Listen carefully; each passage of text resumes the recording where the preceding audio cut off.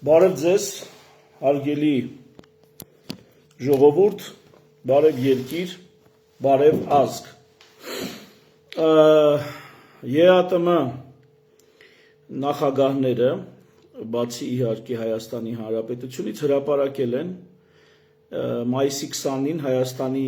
իշխանություններին և ժողովրդին ուղղված վերջնագիրը, որը ես ձեզ հիմա ցույց կտամ։ Ահա այդ վերջնագիրը, որում մասնավորապես ասված է հետևյալը, որ հեղում են անում մի քանի այսպես փաստաթղթերի եւ ընդհանուր առմամբ եզրահանգում, որ Հայաստանը բռնել է Եվրոասոցիացիան ուղին, Հայաստանին բարի ճանապարհ, բայց դա նշանակում է, որ իրենք Հայաստանի նկատմամբ վարվելու են այնպես տնտեսական հարցերում մասնավորապես, ինչպես վարվում են այն երկրների հետ, ովքեր իրենց հետ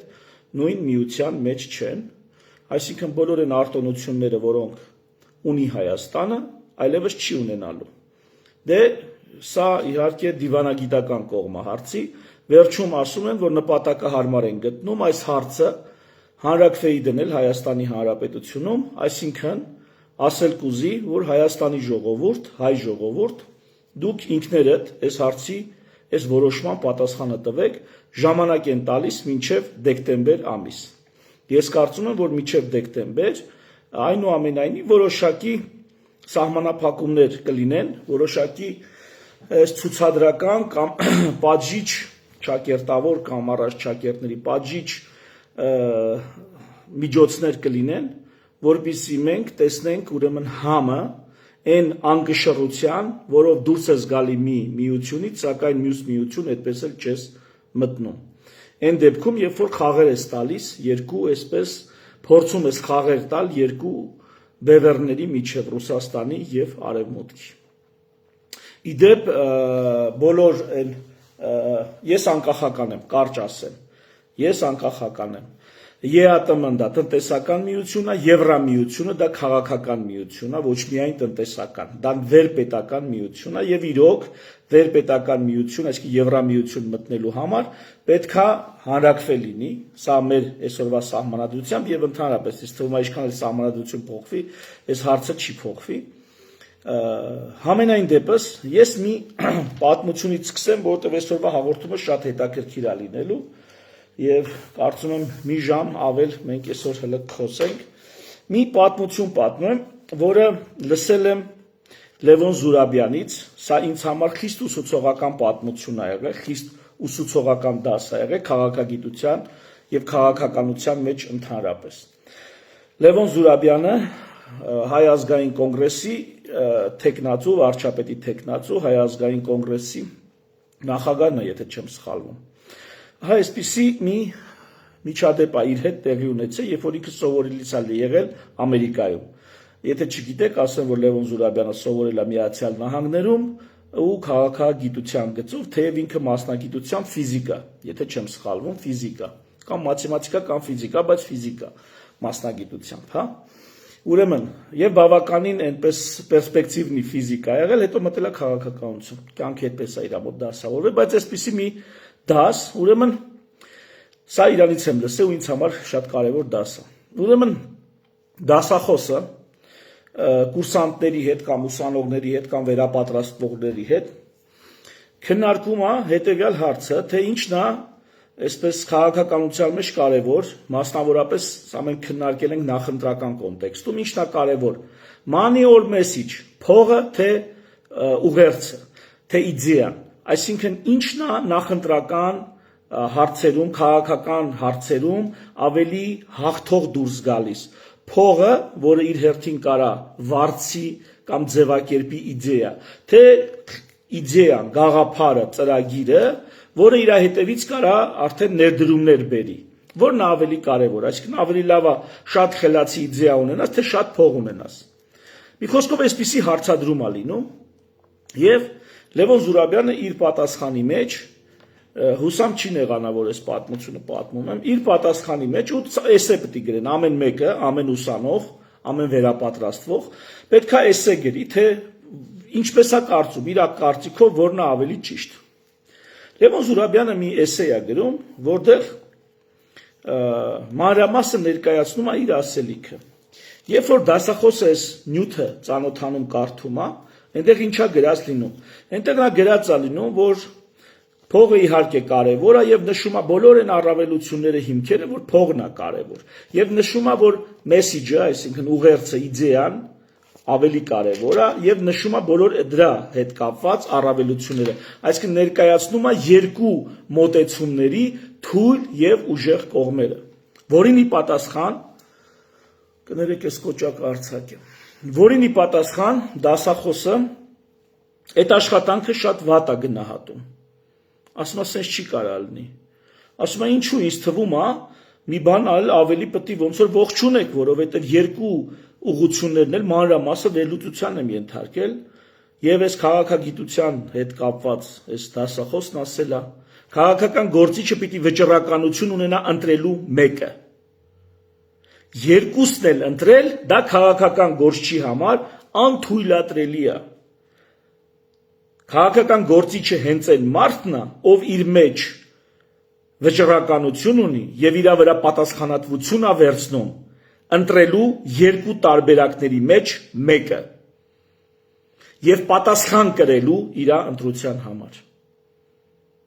Ահա սա ինձ համար խիստ այսպես բան է եղել, որ ես փորձում եմ ինչքան հնարավոր է դրանից հետո, ինչքան հնարավոր է վճռական գտնվել եւ եթե նույնիսկ ուզում ես երկու տարբերակներից էլ օգտվես, ապա չէ, պիտի ընտրես մեկը։ Սա է ճիշտ քաղաքականությունը, սա է աշխարհի ընդունած քաղաքականությունը։ Հիմա, երբ որ մենք ասում ենք հայավարի, մենք շատ հայավարի, մենք հայերիս համար այս տեսակ մտածելակերպը, որ պետք է վճռական ընտրել մեկը, սա խայտառակություն է ուղղակի, սա մեր ուղեղի համար անհնարին օպերացիա է։ Մեր ուղեղը ունակ չի նման գործողության, շատ դժվարությամբ է կարողանում։ Եվ հիմա բայց հարգելի ժողովուրդ, մենք պարտավոր ենք ընտրել երկուսից մեկը ու այդ ընտրության համար վերջնաժամկետ է նշանակած դեկտեմբեր ամիսը։ Վերջնագիրը հրապարակված է, ես ձեզ ցույց տվեցի։ Հիմա այս ամեն ինչի կոնտեքստից կամաց անդրադառնամ իմ հիմնական ասելիքին։ Ես որն եմ ընտրում, ես Եվրամիության ուրեմն խոստումներին չեմ հավատում։ Այն ինչը այս պահին ռուսական է, ես ոտքից գլուխ դա տեսնում եմ, գիտեմ դա ինչ է, եթե դա մեզ խանգարում է, որպեսզի Չինաստանի հետ, Միացյալ Նահանգների հետ, Իրանի հետ, Եվրոպայի, Ֆրանսիայի հետ կամ եվրոպական կոնկրետ երկրների հետ մենք համագործակցություն անենք ավելի շահեկան ձևերով, պայմաններով, ապա պետք է դրանից դուրս գանք։ Եթե մենք այսօր Ֆրանսիայի հետ, Չինաստանի հետ, Ամերիկայի հետ, Իրանի հետ, Թուրքիայի հետ, չգիտեմ ում հետ, եթե մենք նրանց հետ ավելի ձեռնտու, ավելի շահեկան հարաբերություններ, մասնավորապես տնտեսական հարաբերություններ չունենք կամ չենք կարողանում ստեղծել եւ ԵԱՏՄ-ն ըստ էության մեջ չի խանգարում, ավելի շահեկանը չունենք, ապա ես չեմ ուզում դրանից հրաժարվել։ Ես ընտրում եմ նաղդ ԵԱՏՄ-ն, քան թե նիսյա բանը, չգիտեմ, խոստումներ, օթում միայն խոստումներ։ Չէ, խոստում մի տվեք, նիսյա բազար չկա, նաղդ։ Նաղդ ինչ եք առաջարկում։ Հələ որ մեկը նաղդ ոչինչ թվերով հաշվարկած առաջարկ չի բերել։ Հələ որ մեկը չի եկե ասի, այս տարի հայեր ջան, ձեր ծիրանը տվեք, տանեմ Ֆրանսիա, Փարիզում ծախեմ, Լիոնում ծախեմ, չգիտեմ, Գերմանիայում, Բեռնում ծախեմ։ Չկա տենց բան։ Հələ մեկը չի եկե մեր ծիրանի հետևից։ Կամ մի գործարար չկա, որ հիմա հավաքի ծիրանն է, չգիտեմ, շլորն է, հեսա խնձորն է, հավաքի ասի ծաղիկն է, ասի բերեք ես տանեմ։ Չկա տենց բան։ Եթե կա, ցույց տվեք։ Հարգելի Արևմտամետ, Անտինյան ջան, Գուրգեն Սիմոնյան ջան, դուք եք բանի, Արման Բաբաջանյան ջան, ելով ասեմ, բերեք, տեսնամ ով կա, ռեալ գործարար, ով կա, որ մեր ապրանքն ուզում է։ Եթե մեր ապրանքը նաղդ ուզող կա, եկեք ախպեր ջան, ապրանքը կա։ Մարդիկ են եթերով ցույց են տալի։ Մեկ իր ծաղիկն է, ջերմոցն է ջարդու խուրտանում, ծաղիկներն է ջարդում, կոտորում, որտեղ ասում են ինչ անեմ, այսքան միլիոններ թափեր մշակել եմ, ինչ անեմ։ Ուստի ինքնիշխանության մուտիտներ չանեք։ Ինքնիշխանությունը այնա, որ դու կարողանում ես քո քաղաքացու արտադրած բերքը ռեալիզացնես։ Իշխանությունն այնա, ինքնիշխանությունն, որ քո մոտ աշխատող մարդը լավ է ապրում, ոչ թե պորտաբույսների համար արտոնություններ, քննություն չտվողների համար հենց այնց առանց քննության պրավա,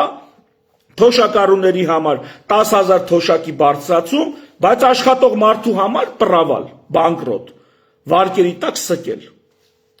Չէ, ես սենց երկիր չեմ ուզում։ Այդ տեսակ երկիր ես չեմ ուզում։ Եվ երբ ղեկավարեմ այդ երկիրը ավելի լավ է ապրելու թե գործարարը, աշխատողը, քան թե չաշխատողը։ Այտենց ալնելու։ Եթե հանրույթը ինչ ուզում է ցեղախումբ լինի, եթե մի ցեղախմբում ավելի լավ ապրում է կամ ավելի ձեռնտու է չաշխատել, քան թե աշխատել, այդ հանրույթը, այդ ցեղախումբը կործանվելու է։ Ես չեմ ուզում իմ համայնքը, իմ ազգը կործանվի։ Այդտենց։ Հիմա Բա ինչ են ես անում։ Բա Եվրոպան հիմա նախ քիչ չի գալի, Մակրոն ենք բան եկան, քանի առևտրային պայմանագիր կապեցին։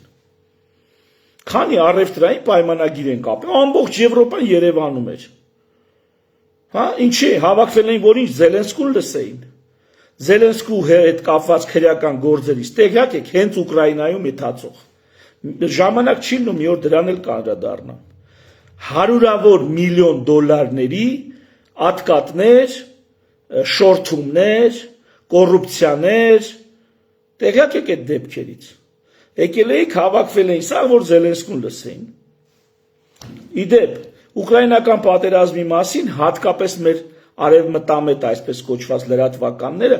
օրական մի քանի անգամ ռազմաճակատի գիծը մանրամասը Ղարաբաղի պատերազմը տես մանրամասը չէին ներկայացնում։ Տես մանրամասը ներկայացնում էին։ Այս մի ամիսա Երմակի վրա արդեն կալանք են դրել, հետո ձերբակալեցին, գրավը չկարողացավ տար։ Երմակի հետ կապված Զելենսկու աշխատակազմի ղեկավարներ, օֆիսի ղեկավարներ։ Ինչ կա, բա խի չեք քննարկում, բա օրական ռեժիմով խի չեք լուսաբանում հայ ժողովուրդն էլ իմանա, որ մոտավոր հաշվարկներով 40 միլիարդ դոլար, էսի բանը, միջազգային մոտավոր հաշվարկները, 40 միլիարդ դոլար տակով է արած Ուկրաինայում։ Հարյուրավոր միլիարդ դոլարներ իհարկե օգնություն են ստացել, բայց այդ օգնությունից ռազմական, տնտեսական, հումանիտար եւ այլ, այդ օգնությունից մոտ 40 միլիարդ դոլար տակով են արել։ Իսկ 100 միլիոն դոլարից ավել այսօր դատարանում է, քննվում է իրանց հակակոռուպցիոն բյուրոյի կողմից։ Եվ հակակոռուպցիոն դատախազության կողմից ներկայացված։ Հենց այսօր դատարանում է։ Այսօր չէ, դեկտեմբեր ամսից, նոյեմբեր ամսից։ Բայց Երմակին կոռուպցիայի համար նոր են ձերբակալել 16 հատոր գործ այդ քրեական գործը դատախազությունը որ մցրել է մենակ Երմակի հետ կապված Երմակն էլ սերի կարդինալի պես բան առանց իրա ոչ մի բան չի բացահայտվել բասախի չեք ներկայացնում հարգելի եվրոպամետներ եթե ճիշտը ձերն է ես չեմ ասում տեսեք Ռուսականը քննադատում ենք, բա այն մյուսն էլ քննադատեք, որ այս միամիտ ժողովուրդը իմանա, որ անկախականությունը ալտերնատիվ չունի։ Իմանա, որ ինքնիշխանությունը ենթադրում է նաև գերիշխանություն սեփական տարածքում, որ հույսը չկապի չեղած խոստումների հետ։ Եվրոպա քննադատ բանը գովերքում ենք, մի հատ հարց տամ։ Ռուսաստանը գցել է մեզ Ղարաբաղյան պատերազմում, էդի սաքսել գիտենք,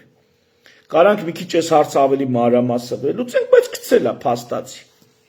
այնքան կամ չի ուզեցե, կամ չի կարեցե, այնքան կարևոր չի համարել Ղարաբաղյան խնդիրը, որ մեր համար վիզ դնի, լավ, հիմա մի հատ ուրիշ հարց, բա Ֆրանսիան ու Ամերիկան որպես Համինսկի խմբի համանակագահ երկրներ, դրանք ինչ են արել Պատերազմի ժամանակ նրանք ինչ են արել։ Եկեք խոսանք կոնկրետ այսօր դրա համար են պատրաստվել, կոնկրետ խոսանք 2020 թվականի պատերազմից։ Դա ընդունենք, եկեք համաձայնվենք, որ մեր հանրապետության եւ մեր ազգի վերջին տասնամյակի, եթե ոչ տասնամյակների, Արցախյան առաջի պատերազմից հետո դա մեր ազգի եւ մեր պետության ամենաստրեսային եւ ամենամեծ շրջաններ, ամենածանր շրջաններ եւ ամենամեծ փորձությունը։ Հիմա եկեք տենանք, մոռացել եք ոնց որ ինչ են արել այդ երկրները։ Դրա հետ միաժամանակ եկեք տենանք, թե Նիկոլ Փաշինյանը իր ամբողջ քարոզարշավը ինչի է կառուցել 2026 թվականի հունվարի 1-ից այս կողմ եղած իր քայլերի վրա։ Այսինքն Նիկոլ Փաշինյանի քարոզարշավը, որ լսում ես, եթե մի բան է ներկայացնում, որ արել են, դա արել են այն, ինչ որ 2020 թվականից հունվարից է, ապահովագրությունը, թոշակները, էլ ինչ ասում, այս եվրոպացիքի գնալ գալը, Թրամփի քաջալերումը, Վենսի գնալ գալը, այս ամեն ինչն է։ Ռեալ անցած 8 տարվա մասին ինչ է խոսում, ոչ մի բան։ Չէ, խոսում է, որ բռնելու է, դատելու է, բայց 8 տարի էդի չի արել, էլի որ այսօր էլ է խոսում, որ բռնելու է, դատելու է։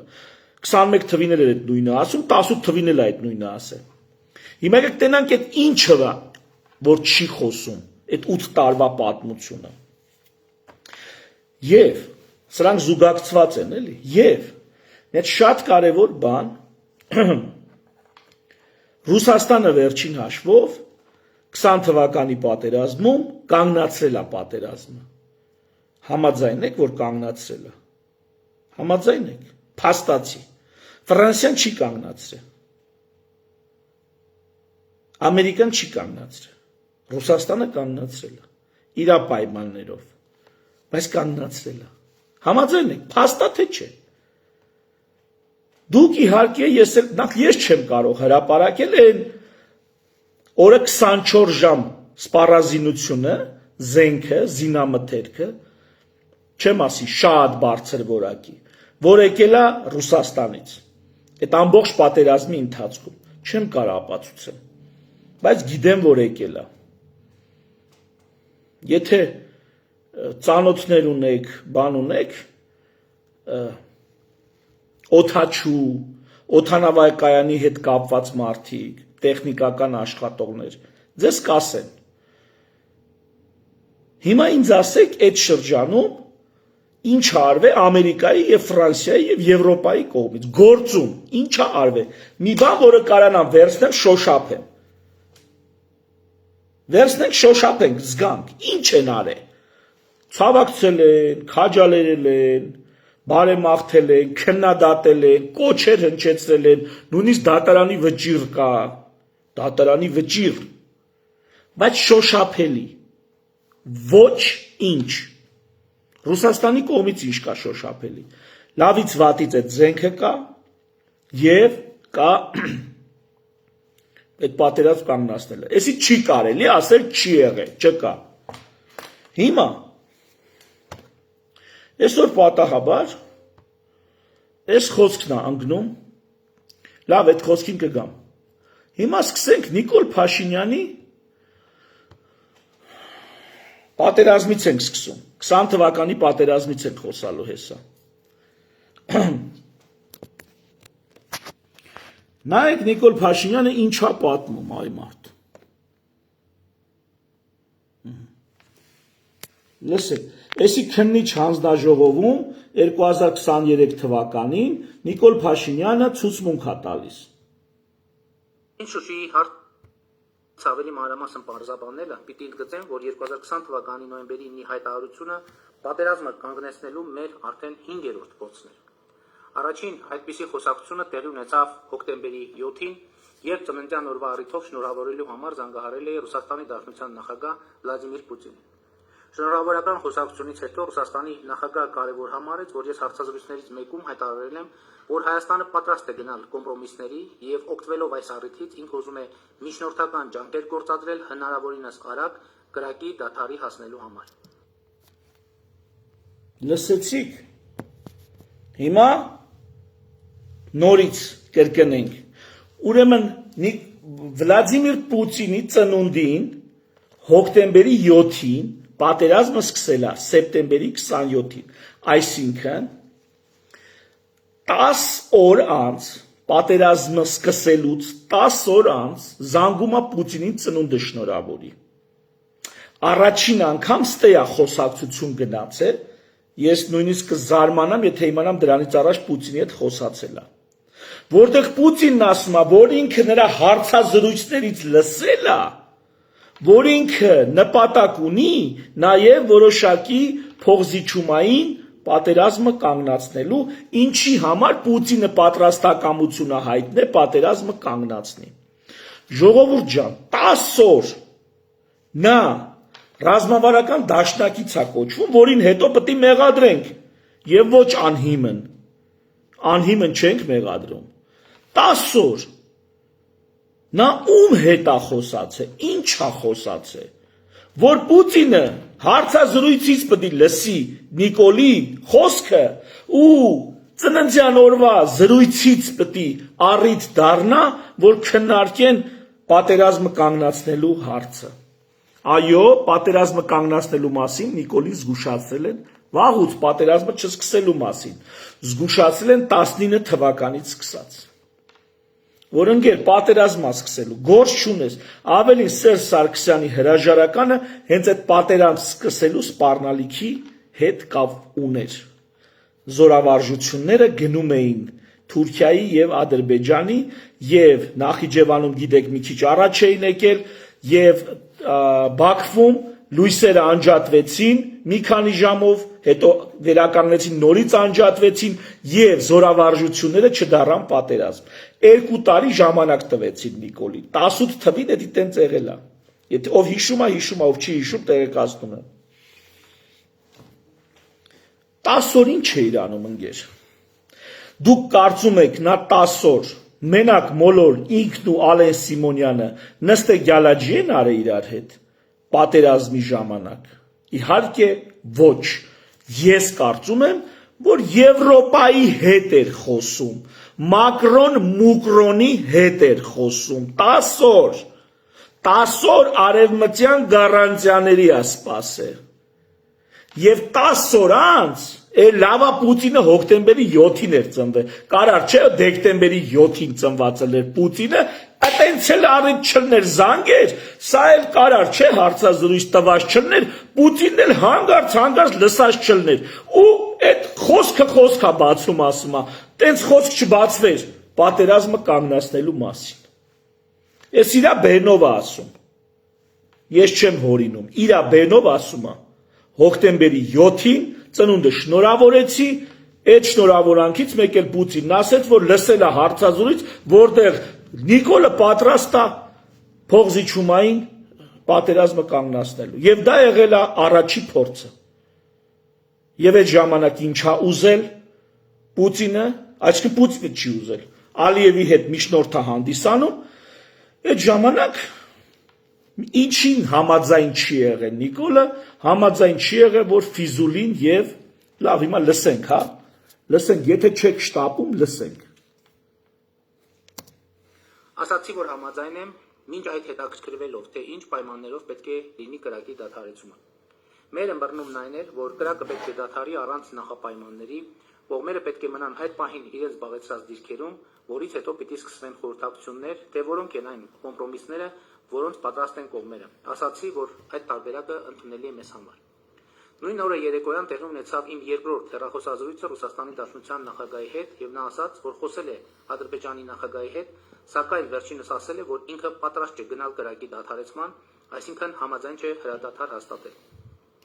Այսուհանդերձ Վլադիմիր Պուտինն ասաց, որ պայմանավորվել է հաջորդ օրը նորից խոսել Իլհամ Ալիևի հետ։ Հաջորդ օրը Ռուսաստանի նախագահին ստեղեկացրեց, որ հրադադարի համար ադրբեջանական կողմը նախապայման ունի։ Ակնկալում է, որ առանց մարտի իրենց հանձնվի Ֆիզուլին եւ հայկական ուժերը Արաքսի երկայնքով նահանջեն մինչեւ Խոտաֆերինի ջրամբար, այնպես որ ջրամբարը լինի Ադրբեջանի վերահսկողության տակ եւ նրանք կարողանան այնտեղից ջուր վերցնել ոռոգման նպատակով։ Բացի դա, Ադրբեջանի ղեկավարությունը ակնկալում է յետ ստանալ Արցախում սպանության եւ մարդու առևանգման համար իրենց պատիժը կրող Գուլիևին ու Ասկերովին։ Մի խոսքով մանր մունր մի երկու բան էր։ Նիկոլս այդ մանր մունրի հետ համաձայնալնում, Խուդաֆերինի ջրամբար միջև նահանջելուն համաձայնալում, Ֆիզուլին տալու հետ համաձայն չի լինում։ Նիկոլը սենց է ասում, Պուտինի հետ խոսալուց սենց է ասել։ Հիմա ես ձեզ ցույց եմ տալիս ամսի 30-ին այս ըստերևույթին արևմտյան ջանքերի արդյունք էր էլի։ Այս քարտեզը նայեք, էսի իմ հրապարակումն է Facebook-յան հոկտեմբերի 1 2020 թվական, այսինքն էսի ես լսել եմ ըստերևույթին հոկտեմբերի 30-ին։ Սա ԱԱԾ-ի, մեր ԱԱԾ-ի հրապարակած տեսանյութում տարբեր նկարներ է գնում եւ այս քարտեզն եմ ես տեսնում։ Տեսանյութը այն մասին էր, որ ով որ ասում է պարտվելու ենք, ով որ ասում է Նիկոլը եկել է, պետք է հողերը տա, բան, sense բաներ, մոտապես այդ թեմաներն էր։ Մի խոսքով շպիոն է, մատնիչ է եւ մի խոսքով մեկին բռնել էին բարձրաստիճան զինվորական, այդ զինվորականի հետ կապված նյութի մասին էր։ Ու այդ նյութում այս քարտեզն եմ ես տենում։ Screenshot հարացա։ Հիմա այս քարտեզում ուշադրություն դարձրեք։ Սա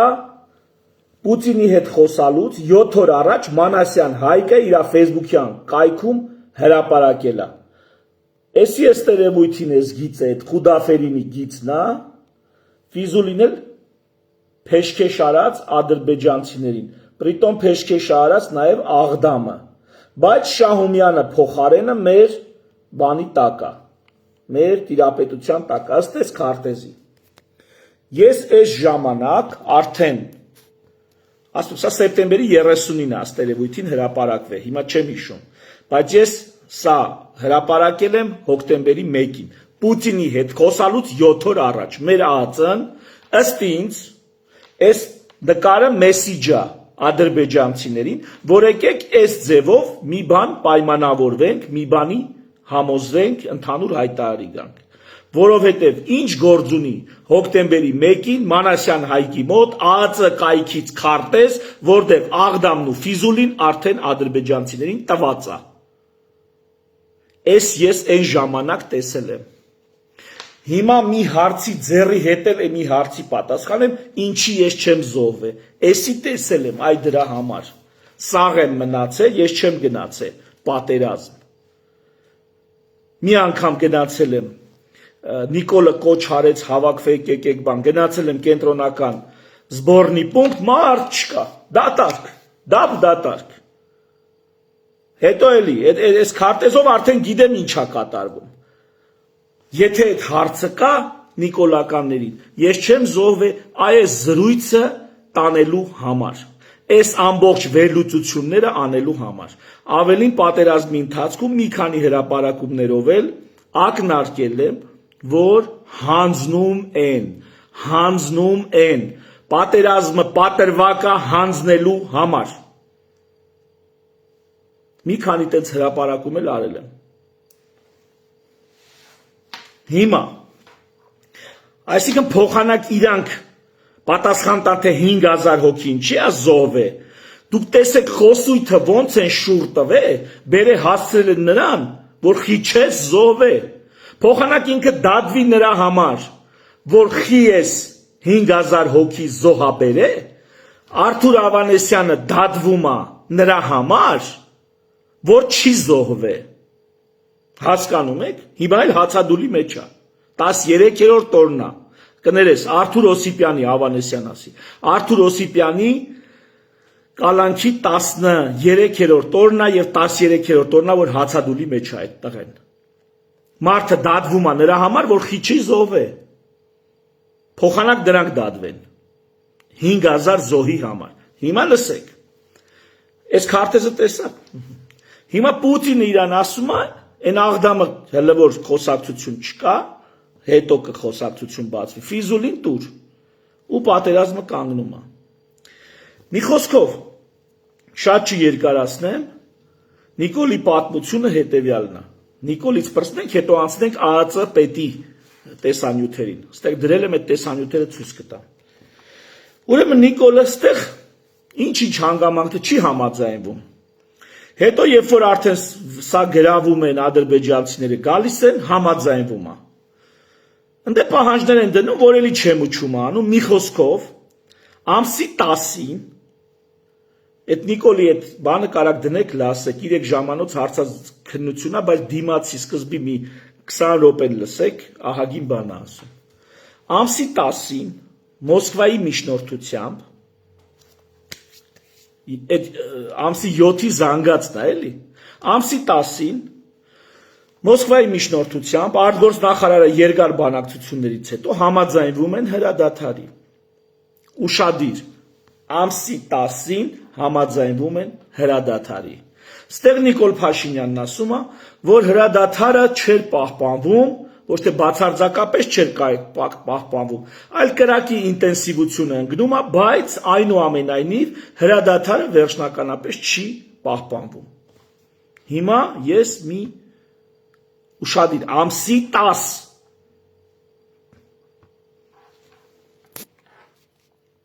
Հիմա նայեք ես BBC հրապարակումն է։ Գյանջա գումանիտարնոյ перемирие под ракетным ударом։ BBC-ն հրապարակում է, թե այդ ռուսական հրադադարը, որը պիտի ռուսական միջնորդությամբ ամսի 10-ին լինի, ստեղ ամսաթիվը չկա, մի խոսքով սա ամսի 11-ին է, ոնց է հայկական կողմից սկադով հարված հասցվում Գյանջային, Կիրովաբադին։ Կիրովաբադին պատերազմի ընթացքում մի քանի անգամ հարվածներ հասցվել։ Նրանք իհարկե շատ ավելի շատ հարվածել են Ստեփանակերտին եւ էլի խաղաղ բնակավայրերի, բայց հրադադարի ես գնում։ Մի հատ դնեմ էսի, մի հատ նայեք։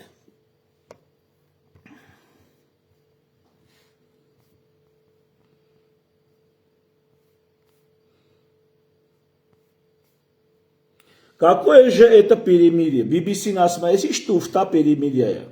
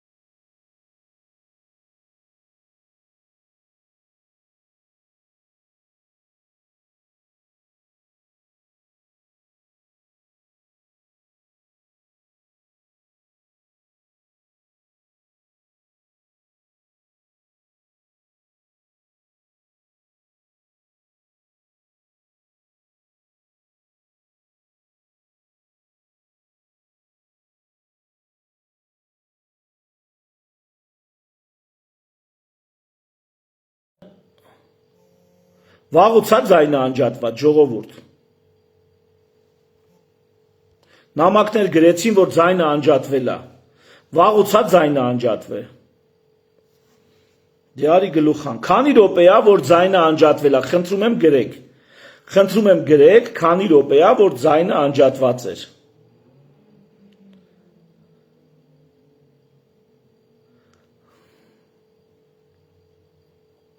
Ժողովուրդ, հիմա ձայնը պիտի որ միացած լինի։ Սաղ գրում են ձայն չկա։ Ինձ թվում է, հա։ Մեկը գրում է մի րոպե, մեկը գրում է 5 րոպե, մեկը գրում է 2 րոպե, մեկը գրում է 10 րոպե ձայն չկար Հակոբ։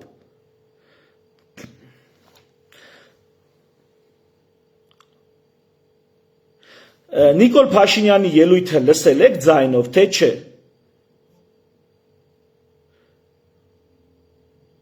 Նիկոլ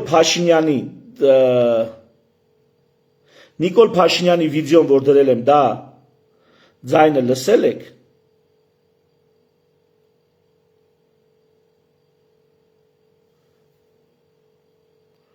Մամա ջան, կարող է ժողովուրդ հիմա մի հատ sense բառ ասեմ, կարող է այս եթերը ես հիմա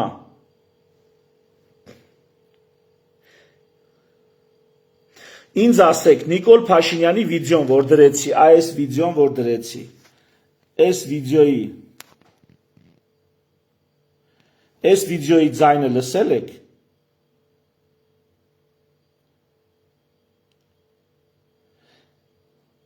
Եթե այս վիդեոյի ձայնը, հա, լավ, հասկացա, այս վիդեոյի ձայնը լսել եք։ Հիմա, ասելիքս, հա, գյանջային ուրեմ չգիտեք։ Ուրեմն սենց, սա Նիկոլ Փաշինյանի հիմա նայեք, Նիկոլ Փաշինյանի հետ ասած ամսի 7, իսկ այդ բանը լսել եք, որ ես ասեցի քարտեզը, որ ցույց էի տալի, դրա ժամանակ ձայնը լսվել է, քարտեզը, որ ցույց էի տալի, դրա ժամանակ ձայնը լսվել է, որտեղ ցույց էի տալի։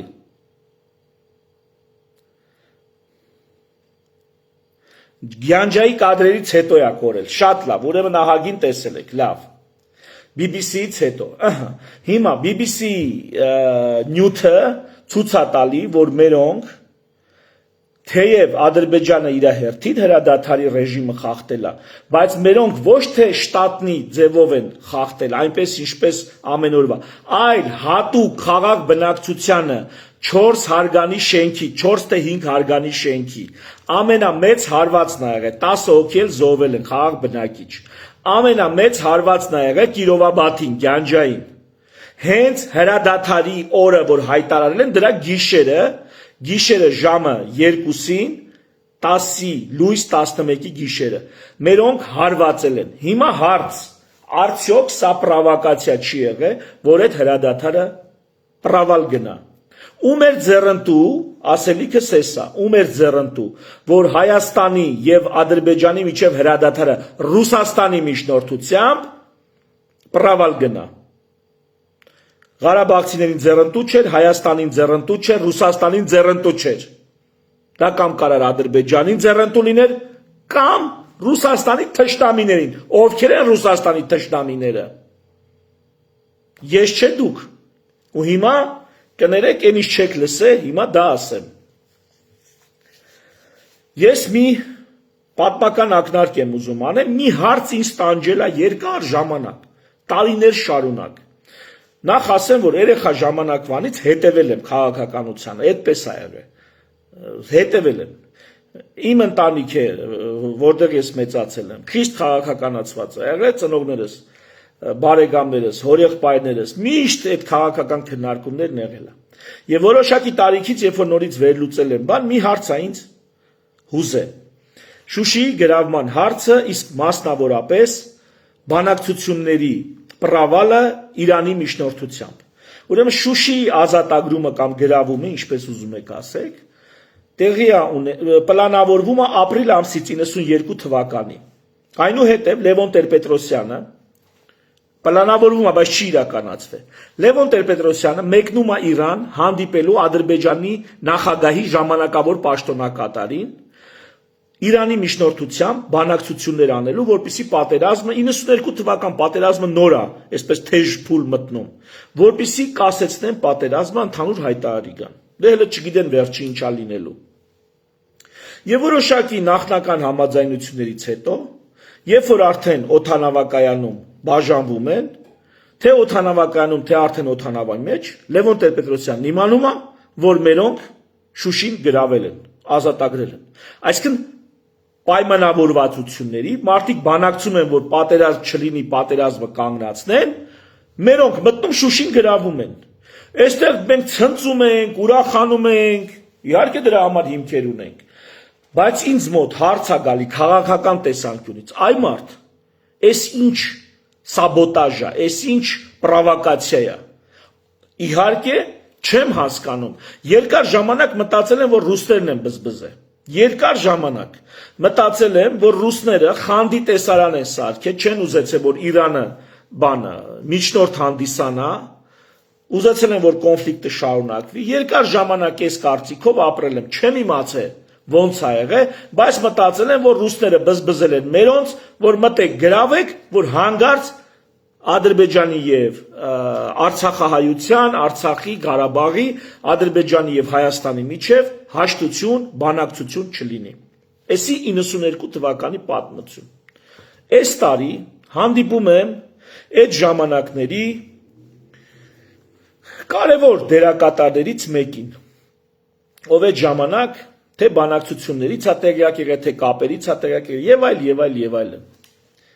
Եվ ինչ եմ իմանում։ Ուրեմն արևմտյան OBSE-ի նախատիպը, հիմա չեմ հիշում ոնց էր անունը, գալիս են Ղարաբաղցիների պահանջին ծանոթանում են եւ այլն։ Ուրեմն ինչա ասում այս մարդը, ով կարամ անունն էլ հնչեցնեմ, բայց դե ինքը կպատմեր էլի, եթե հարմար գտներ։ Հələ որ չեմ հնչեցնի անունը։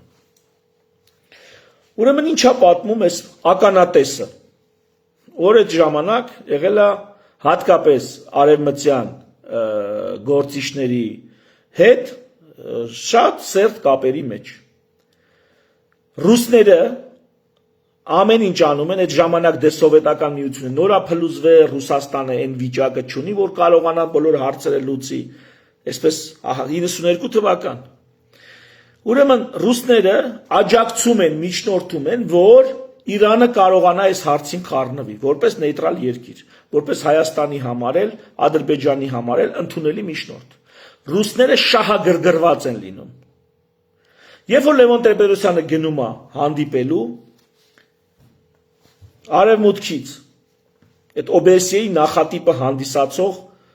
ներկայացուցիչները կապտվում են ղարաբաղցիների հետ, ասում են մտեք։ Շուշին վերցրեք, իսկ մասնավորապես գիտեք ոնց են ասում։ Ասում են, որ իրանք գալիս են Լեռնային Ղարաբաղ, ուշադիր։ Գալիս են ամսի 8-ին թե 9-ին։ Լսեք ոնց են ասել։ Չեն ասել գնացեք Շուշին գրավեք։ Ասել են գալիս են Լեռնային Ղարաբաղ, 8-ին թե 9-ին թե 10-ին։ Ասել են վերտալյոտը իջնի Շուշիում, մեր եվրոպացիքի վերտալյոտը իջնի Շուշիում, իրանց կդիմավորեք Շուշիում։ Սրանք ասում են Շուշին մերը չի, մենք ոչ Շուշիում ընդունենք։ Ասա դե ուժեմ հասկացեք ինչ ենք ասում։ Ու ստեղ արևմտյան հստակ ժողովուրդ այս բոլոր հերոսամարտերի եւ այլնի տակ, սա ռազմական կողմն է հարցի, կա քաղաքական եւ աշխարհ քաղաքական կողմ։ Մենք այդ աշխարհ քաղաքական կողմը դպրոցներում չենք սովորում, ջոկատավարական հայրենասիրության դասերին չենք ստանում այդ աշխարհ քաղաքական կարևորությունն ու իմաստը։ Մենք իմանում ենք մենակ հերոսական էջերը, բայց այդ էջերի հետևում կան ուրիշ չգրված կամ գրված գաղտնի պահված էջեր, որոնք քաղաքականությանն ու աշխարհ քաղաքականության են վերաբերում։ Եվ արևմտյան ուժերը պրավալ են տալի Իրանի միջնորդության բանակցությունները Լևոն Տեր-Պետրոսյանի եւ Ադրբեջանի նախագահի ժամանակավոր պաշտոնակատարի միջև կանաչ լույս վառելով Շուշին վերցնելու հարցում։ Մեզ էլ ձեռ էր տալի, Շուշին վերցնում ենք։ Եվ վերջ բանակցություններին, վերջ։ Եվ այնտեղ Լևոն Տեր-Պետրոսյանն է ներողություն խնդրել Իրանից, որտեղ Իրանն է միջնորդել եւ այլն, անց է գնացել է։ Իմ համար այդ հարցը այս տարի գարնանն է պարզվել։ ինչ է եղել իրականում։ Ականատեսի բերանից, ով իդեպ ռուսամետ չի։ Որոշ տեղերում նույնիսկ խիստ արևմտամետ։ Լավ, կգա օրը անունը կասեմ։ Դա հիմա էական չի։ Հիմա այս գանջային կիրովափաթին մեր կողմից հարվածելու, որ բախտավինգ դա լինում է ռուսական միջնորդությամբ հրադադարի պայմանավորվածությունից մի օր չանցած, կեսօր անց։ Հիմա սա ում է ձեռնտու։ Ով է այդ հրամանը տվել։ Արթուր Համբարձումյանը այս հարցերը բարձրացրել է Գյումրիից։ Ով է այդ հրամանը տվել։ Հարգելիներս։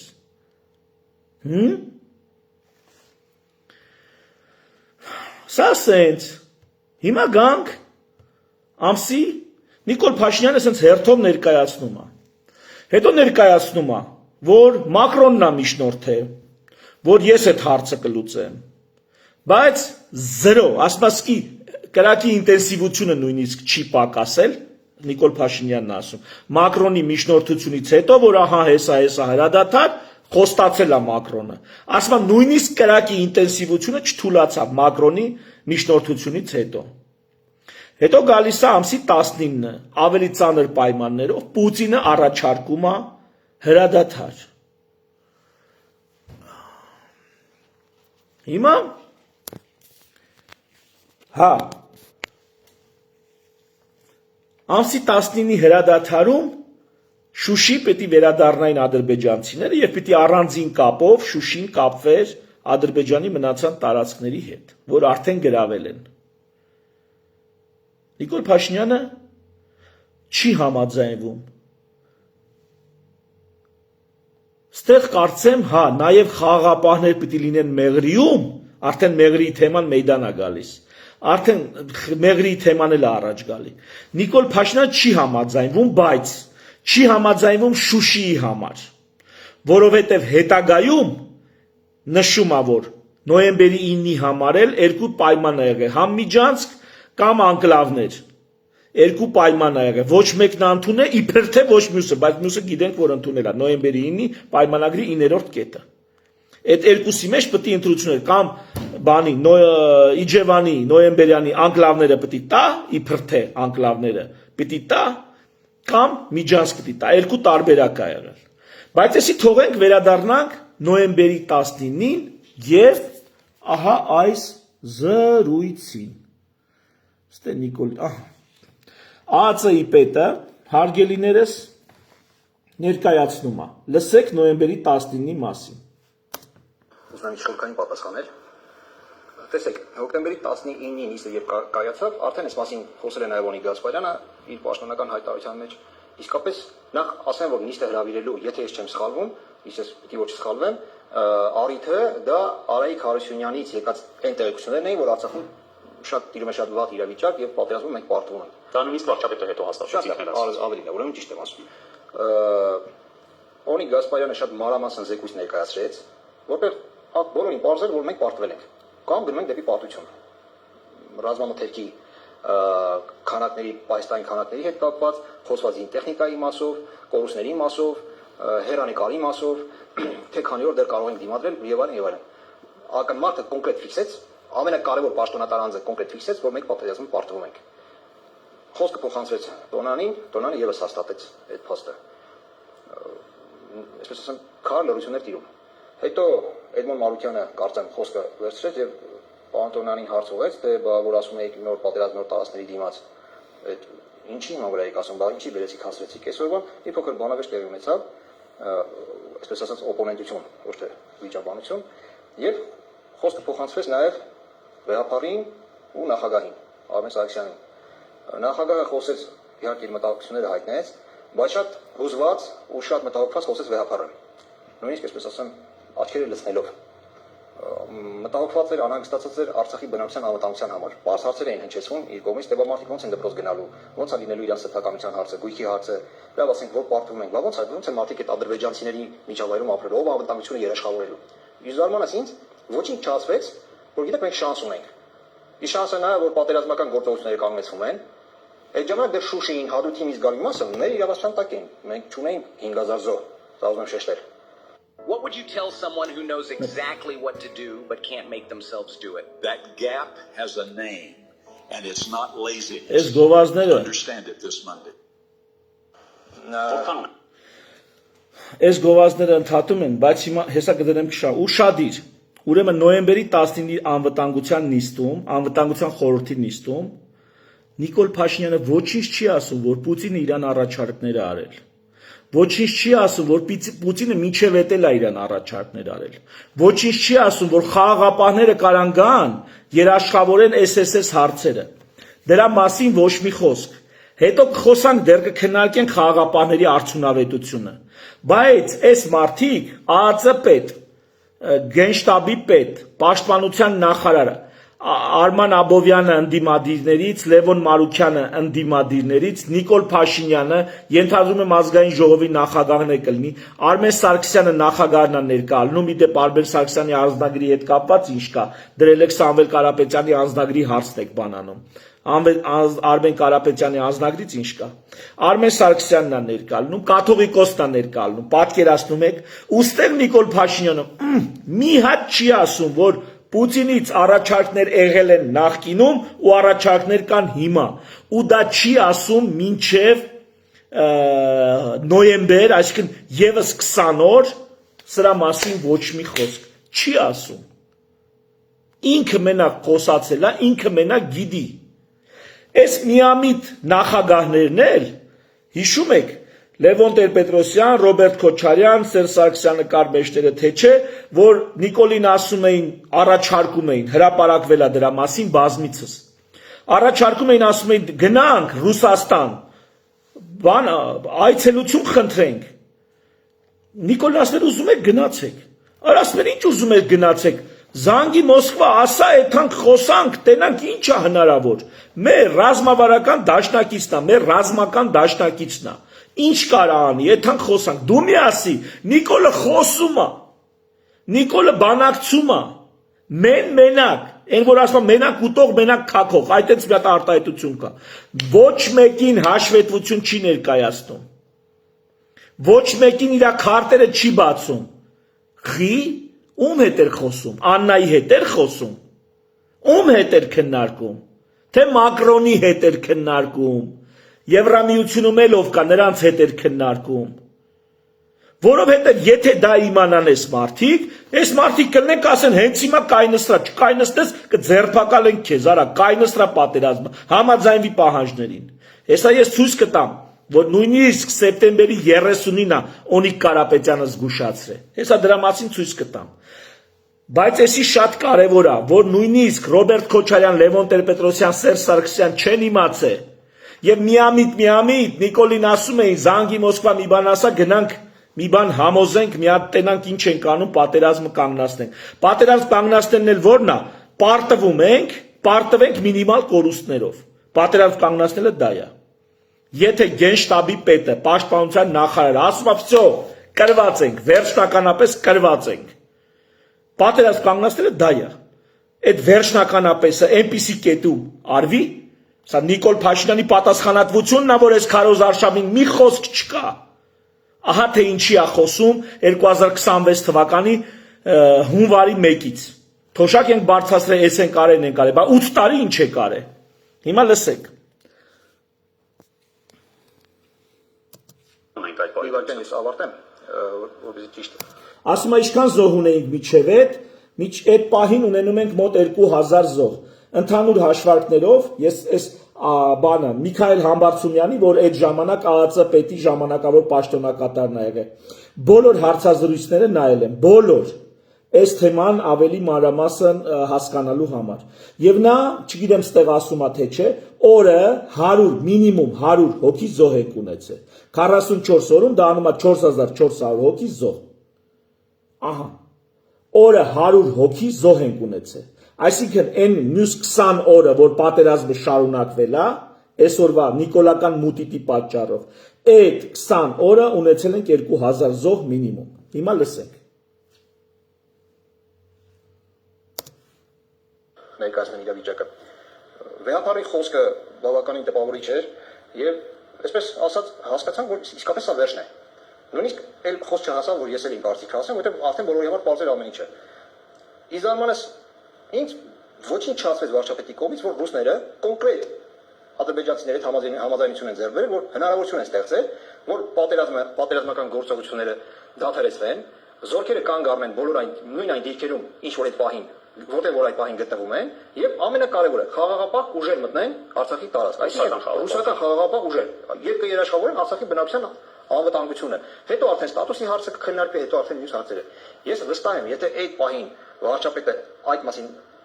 ներկայացնել անվտանգության խորհրդի անդամներին, ես ինքս կծափահարեի, որովհետեւ հասկանում եմ, որ դե ինքը որ չես կարողանում անես, արդեն պատերազմի տանուլ ես տվել, ուրիշ շանս չկա, դրանից լավ վիճակ, հնարավորություն։ Բոլորն էլ միաձայն կողմ են արտահայտվելու։ Կարծում եմ, բոլորի մասին ասեմ, բայց համենայնդեպս ինձ տպավորություն է նայել, որ բոլորը այո, կողջունեն, որովհետեւ ուրիշ շանս չկա։ Դու պատկերացրու, հնարավորություն է ռեալ, բայց այդ մասին ոչինչ չասվեց եւ որոշվեց, որ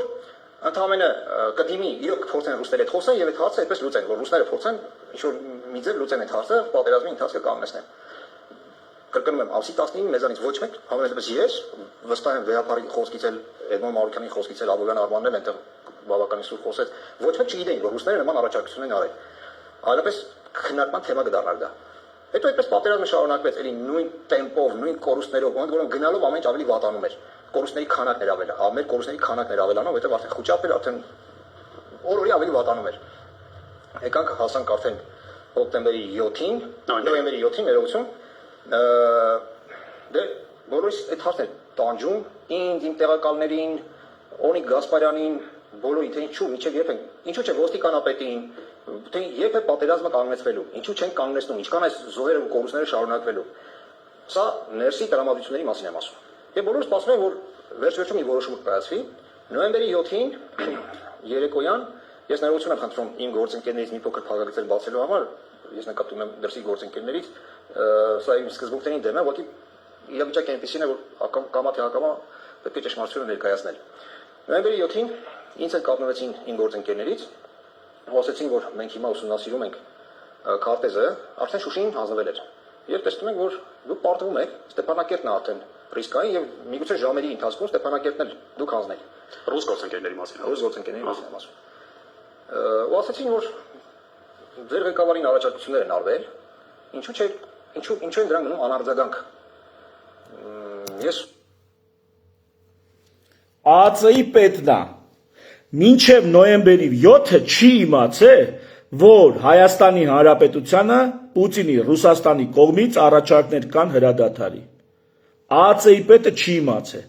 Գենշտաբի պետը չի իմացել, ոչ ոք չի իմացել։ Այսինքն ալտերնատիվը որպես լուծում չարյաց փոքրագույն չի ներկայացվել։ Ում է խանգարել Պուտինի միջնորդությունը։ Ում էին խանգարում ռուսական խաղաղապահները Լեռնային Ղարաբաղում, եթե ոչ Ադրբեջանին եւ Արևմուտքին։ Ում է Ղարաբաղը ամենապրոռուսական ռեգիոններ Անդրկովկասում, ամենապրոռուսական։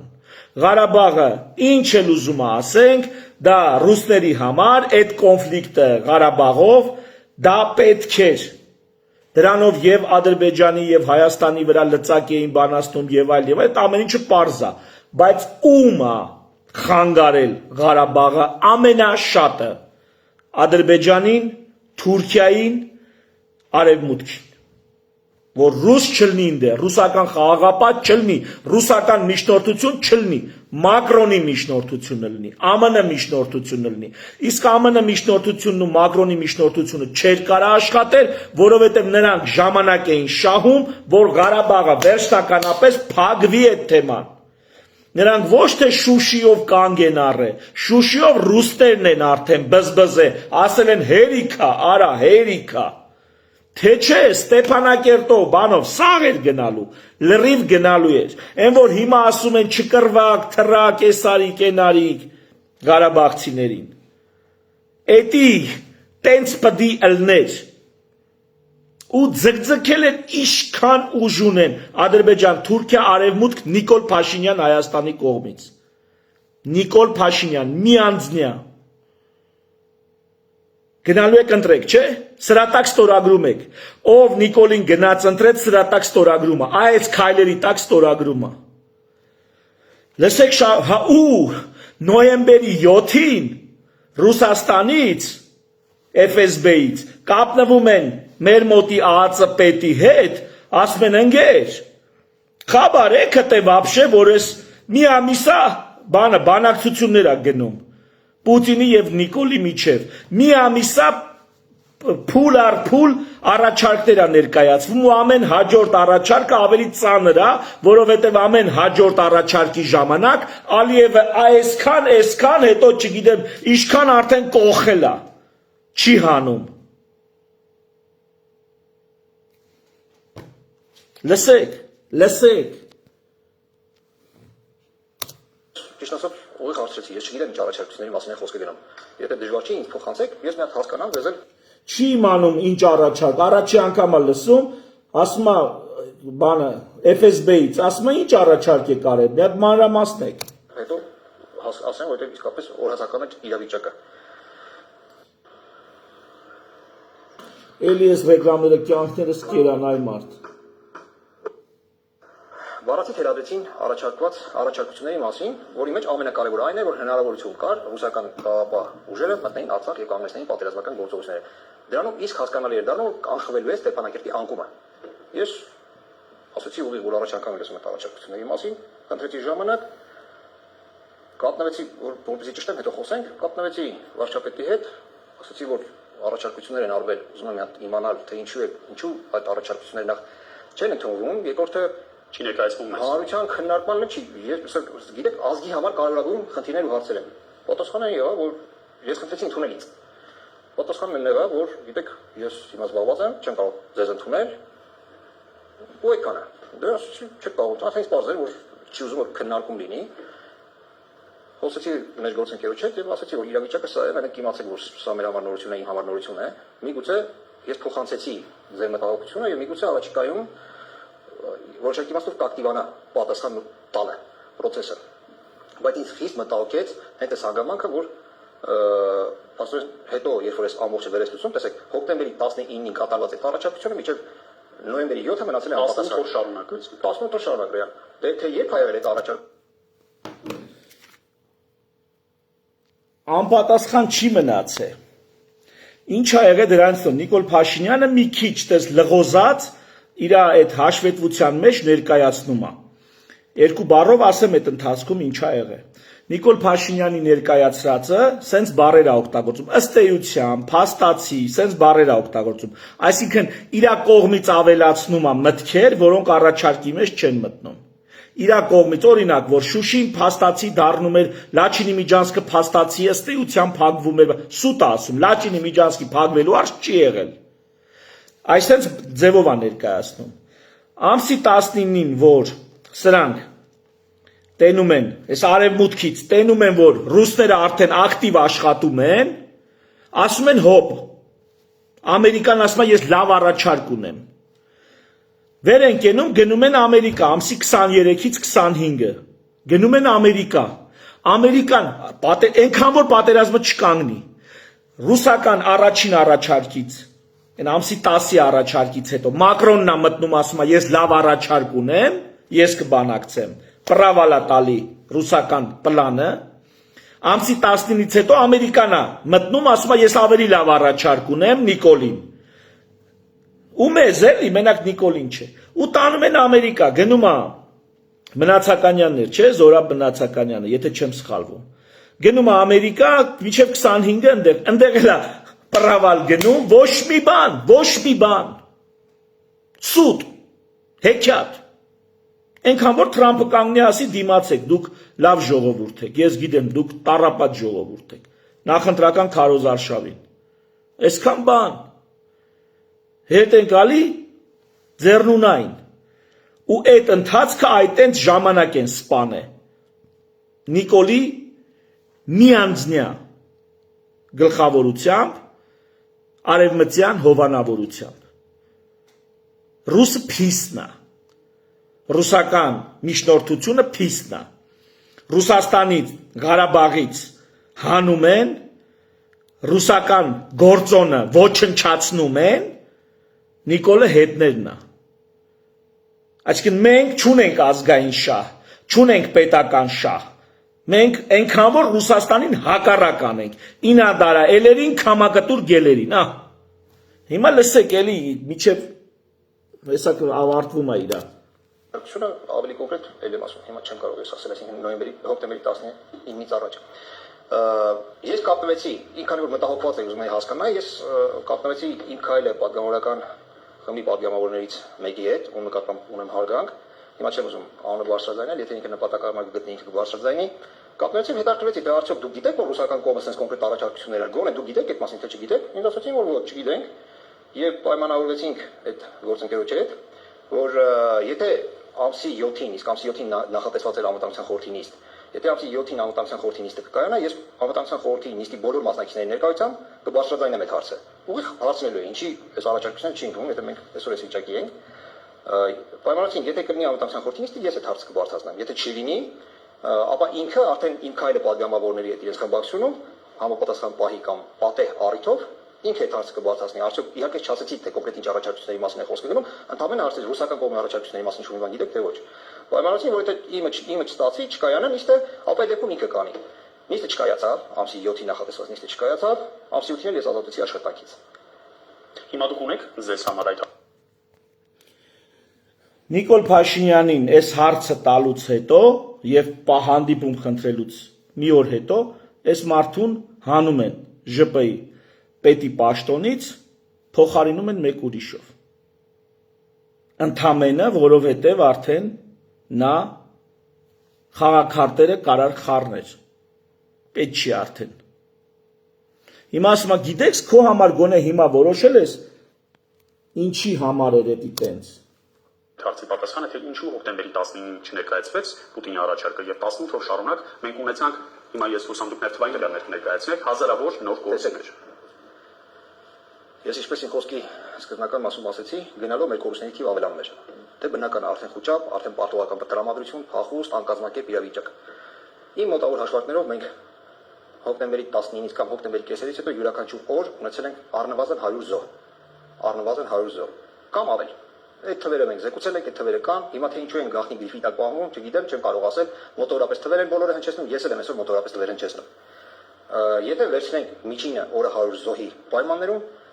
այդ 20-18-20 օրվա ընթացքում, եթե վարչապետը ճիշտ ժամանակին, ճիշտ օրը որոշում կայացներ, մենք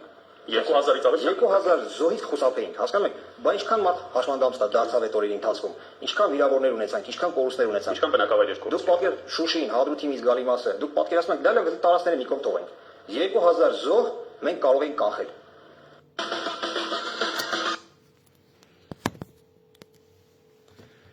Այս թեման կարող եք ինքներդ այս հարցազրույցը գտնել, ասեմ, որ 4 տարի առաջ է այս հարցազրույցը արվել։ Եվ պատճառը որն է, պատճառն է, որ այո, սա դավադրություն է եղել Հայաստանի Հանրապետության ըստ չճշտված լուրերի, ըստ վերլուծությունների, սա դավադրություն է եղել։ Կոնկրետ դավադրություն, որի մեջ մեծ ներգրավվածություն են ունեցել հենց արևմտյան ուժերը։ Թեև արդարության համար ասեմ, որ Մակրոնից շնորհակալություն է հայտնում Միքայել Համբարձումյանը, որտեղ ջանքեր է կիրառել։ Ես կարծում եմ, որ այդ ջանքերը եղել են ոչ մի բան, ոչ շոշափելի, ոչ միտեղ չտանող, ոչինչ չանող ջանքեր։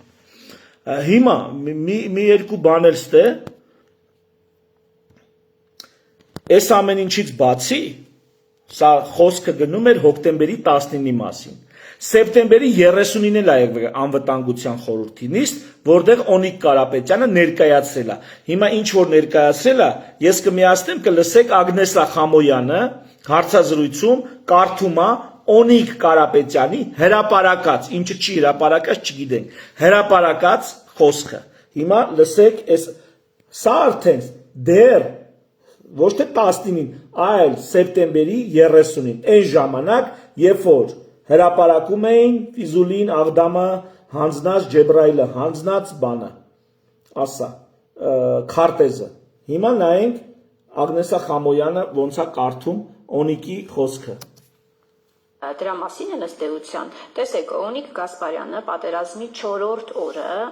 զեկուցել է Նիկոլ Փաշինյանին մեր կորուստների եւ ստեղծված իրադրության վերաբերյալ զինված ուժերի գնահատական, նշելով, որ 2-3 օրվա ընթացքում անհրաժեշտ է միջոցներ ձեռնարկել պատերազմը կանգնեցնելու համար։ Հակառակ դեպքում այս ինտենսիվությամբ վարող մարտական գործողությունների պարագայում մեր ռեսուրսները սեղմ ժամկետում կսպառվեն եւ յուրաքանչյուր հաջորդ օրերի ընթացքում ունենալու ենք բանակցային գործընթացի համար ավելի ոչ բարենպաստ պայմաններ։ Սա սեպտեմբերի 30-ին դեռևս, երբ որ դուք ստանձնեցիք ըստ էության պարտականությունների կատարում, դուք փորձեցիք հասկանալ, դուք ամեն դեպքում հետևություններ արեցիք, ինչու չի կանգնեցրել պատերազմը, երբ որ գլխավոր շտաբի պետը իրեն ասում է, որ մենք այլևս ռեսուրս չունենք պատերազմը շարունակելու։ Տեսեք, նախ սեպտեմբերի 30-ին, եթե ես չեմ սխալվում, Օնիկ Գասպարյանը այդ հայտարարությունը արել է անվտանգության խորհրդի նիստի ընթացքում, որին ես չեմ մասնակցել։ Սեպտեմբերի 30-ին դե յուրե, այսինքն իրավական իմաստով ես պաշտոնակատար չեմ եղել եւ իրավասություն չեմ ունեցել մասնակցելու անվտանգության խորհրդի նիստերին։ Եվ ձեր կողմից նշված հայտարարության տեքստին անծանոթ եմ, ընդհանրապես մամուլի հրապարակում։ Այս մարդը խոսում է, ինչը ինքը աչքով տեսել լսել է։ Ինչ չի տեսել, չի լսել, չի խոսում։ Օնիկ Կարապետյանը պատերազմի 4-րդ օրն ասել է, բրծել է բանակը։ Մնացածը լինելու է զոհերի, տարածքային կորուստների, սպառազինության կորուստների հաշվին։ Եվ սրանից 7 օր էլ դեռ Նիկոլը Պուտինին չի զանգե։ Պուտինը փիսն է։ Սրանից 7 օր շարունակ Նիկոլի հույսը եղել է, որ պատերազմը կկարանան կանգնացնեն այլ գործընկերներ։ Հասկանում եք ինչա կատարվել։ Ես այս 30-ի զեկույցի Օնիկ Կարապետյանի մի քիչ ավելի ընդլայնված տարբերակը գիտեմ, մի քիչ ավելի մանրամասներով։ Տոլավ ինչ ասեմ մի անգամից, մի դրվագ մենակ ասեմ։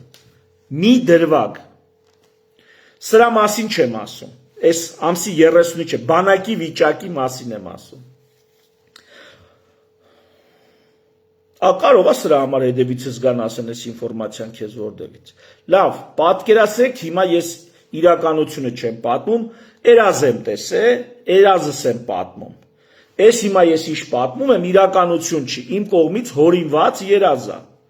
Հասկացաք։ Վաղը որ գան ինձ ձերբակալեն, տանեն, հարցաքննեն, ես երազս եմ պատմում։ Ես սենց բան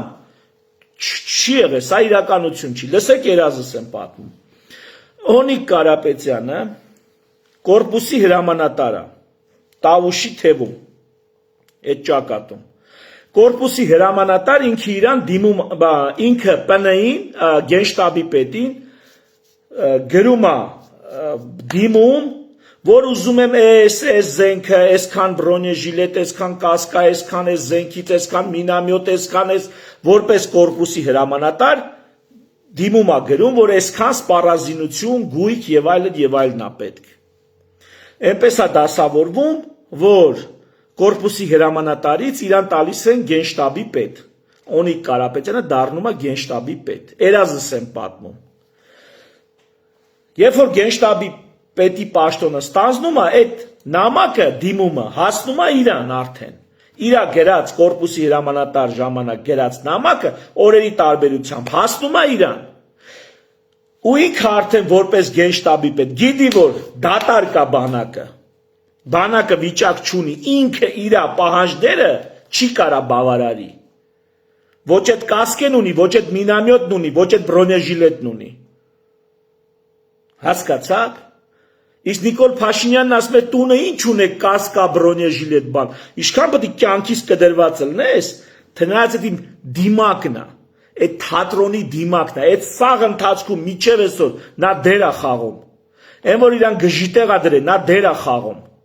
Այն որ ինքը ժողովրդի հետ խոսում է, նա դեր է խաղում։ Սա շատ լուրջ ու մասշտաբային օպերացիա է։ Շատ լուրջ ու մասշտաբային, որը ունի աշխարհ քաղաքական նշանակություն։ 5000 չէ, եւս 15000 կփռեն այս օպերացիան իրանց ուզածով տանելու համար։ Եվ երբ որ Արթուր Օսիպյանի պես միամիտ տղեն, կամ ինպես միամիտ տղեն, գնում իրան թվում է, թե ինքը կարա վարչապետին հարցեր տա, բան, տեղում կանդալում տանում են, ասում են լսի, դա ոնց որ պատկերացրեք գնացել եք թատրոն, բեմի վրա խաղում են, Այն մեկը ինչ որ դեր է խաղում, այն մեկը ջուր է ուզում, այն մեկը ասենք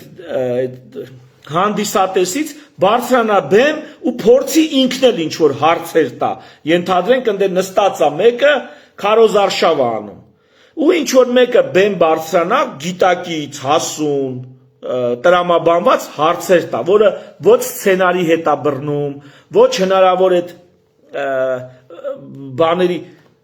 այդ մարդուն տեղում բեմից կիչացնենք, ասեն մի խանգարի, հա? Բեմականացում է գնում։ Ոնց որ թատրոնում կդ մարդուն անվտանգության աշխատակիցները կգան կտանեն եւ կշարունակեն բեմականացումը։ Այդ նույնը 18 թվականից մեր երկրի գլխին ու մեր գլխին է տեղի ունենում։ Դա ներկայացում է։ Դա թատրոն է, որը խաղում են։ Եվ դրա համար մենակ Սամվել Կարապետյանի նման միլիարդերները կարան այդ խաղի մեջ մտնեն, իտո մեծ հարցական է։ Այդ խաղի մեջ իրանք կարան բան փոխեն, թե չէ։ Հասկացաք ինչ մասշտաբի, ինչ լրջության խաղ է գնում։ Ու էս որ ժողովրդավարություն բան, ժողովուրդը կորոշի հզորը, ժողովուրդը մենք նախրի ֆունկցիա ունենք ստե հանդիսատես։ Նայի գորա շվծրա քրֆի ինչ ուզում ես արա, բեմ չբարձրանաս։ Խաղի չմասնակցես, չփորձես խաղի ընթացքը փոխել, չփորձես սցենարը տանել այլ ուղղությամբ։ Սցենարը կարան փոխեն միայն նրանք, ովքեր համարժեք ուժ ունեն այդ սցենարը գրողին։ Իսկ այդ սցենարը գրել են այսօրվա սցենարը 18 թվականից Արևմուտքում այդ սցենարը գրված Թուրքիայի ու Ադրբեջանի շահագրգիռ մասնակցությամբ։ Եվ Ռուսաստանն է փոխում իր օգտին, ոչ թե իմ օգտին կամ քո օգտին, իր օգտին։ Մենք ստեղ պետք է նայենք, թե ում հետ կարանք շահերի համընկնում ունենանք։ Բայց էս է սցենարը։ Հիմա մի բան էլ ցույց տամ, էլի Միքայել Համբարձումյանի անկազմակերպության մասին է ասում, տեսեք իր ԱԱԾ պետ եղած ժամանակ ինչերա տեսել։ Վիճակի մի քանի օրինակներ ձեզ վերեմ, որ ձեզ ավելի պարզ ու հասկանալի լինի։ Մովի շրջանակներում հավաքագրվում են բազմաթիվ քաղաքացիներ։ Մեծ դժվարությամբ արդեն խոճապ էր սկսվել, այն կամավորական մեկնելու ալիքը արդեն սպառվել էր, մարդիկ արդեն գիտեին, որ վատ է ռազմաճակատում իրավիճակը եւ փորձում են խուսափել ռազմաճակատ մեկնելուց։ Մենք օգնում ենք ոստիկանությանը եւ պաշտպանության նախարարության այդ զինվորական կոմիսարիատներին հավաքագրման process-ներում բնականաբար հավաքագրվում էին մարդիկ, ովքեր տեղափոխվում էին Գորիս եւ տեղակայվում էին այն զինվորական մասերում, որտեղ տեղափոխվում էին նաեւ, այսպես ասած, փախուստի դիմաց դասալիքները եւ կոնտակտ ունենալով նոր զորակոչված մարդկանց հետ բնականաբար իրենք ներկայացնում են թե ինչ կուճապային տրամադրություններ են իրոք ճակատում, որ անտանելի վիճակ է, որ միևնույն է թշնամու չեք տեսնելու, միևնույն է բայրակտարներով ձեզ խոցելու են եւ այդ ամենը լսած նորակոչիկին ուղարկում են մարդիկ արդեն դրանից հետո այդ մարդը ո՞նց կգնա, նրա մեջ ինչ մարտական ոգի կմնա, նայելի զինվոր։ Նա ոչ մի կեն է, որ կարողանա ինչ-որ մի պայման ստեղծի եւ այդ բնականաբար այնտեղից արդեն փախուստի դիմի հետ տանջի դեպի Հայաստան։ Սա մեկ օրինակ, որ հետո հասկացան, որ այդպես իրավիճակ է, փորձեցին կանխել։ Տեսակ, այդ ես ստեղ եմ տեսել, այն որ ինչի չեմ զոհվել, այ որ այդ ամեն ինչը տենամ, այսօր ու այս վերջի տարիները շարունակ այդ ամեն ինչը ներկայացնեմ։ Ես տենում եմ, մարդիկ գալիս են, սիրուն զենքը իրանց ընդունում են Գորիսում, իրանք գալիս են էլի, ասենք չգիտեմ, Հայաստան։ Զենքը ընդունում են, ոչ ոքի չեն ասում, խի ես հետ գալի, ու ստեղ տարածում են ընդեղ ինչ բարդակ վիճակա, բարդակա։ Էս էին պատմում մարդիկ։ Արա ասում են, ես ԱԱԾ չկա, բան չկա, այս խոճապային տրամադրությունները, այս պարտվողական էսի արդյոք պլանավորված չի, պլանավորված է, դա փթիության արդյունք չէր։ Դա այդ PS-ի, այդ բեմականացման կոնկրետ բաժիններ։ Հասկանում եք։ Ընդեղ էլ ստեղից գնացածներին, ընդեղից նահանջած կամ փախածների հետ միտեղ են մի զորամասում են պահում, որտեղ ինֆորմացիայի փոխանակություն ալնում, հետո այս օրը գնացել է, որ կռվի, դե գնա կռվի։ Ամենևին չեմ նրսեմացնում, բոլոր են տղեքի ավանդը, արունն ու քրդինքը, որ դրել են այս հարցում, բայց այդ եղել է իրանց սեփական հոգու, սրտի, հայրենասիրության հաշվին։ Պետական մասշտաբով բոլորովին այլ ուղղությամբ գործողություններ են իրականացվել։ Մի հատ ուրիշ դրվագ, ես էլ դիտեք ներկայացնեմ։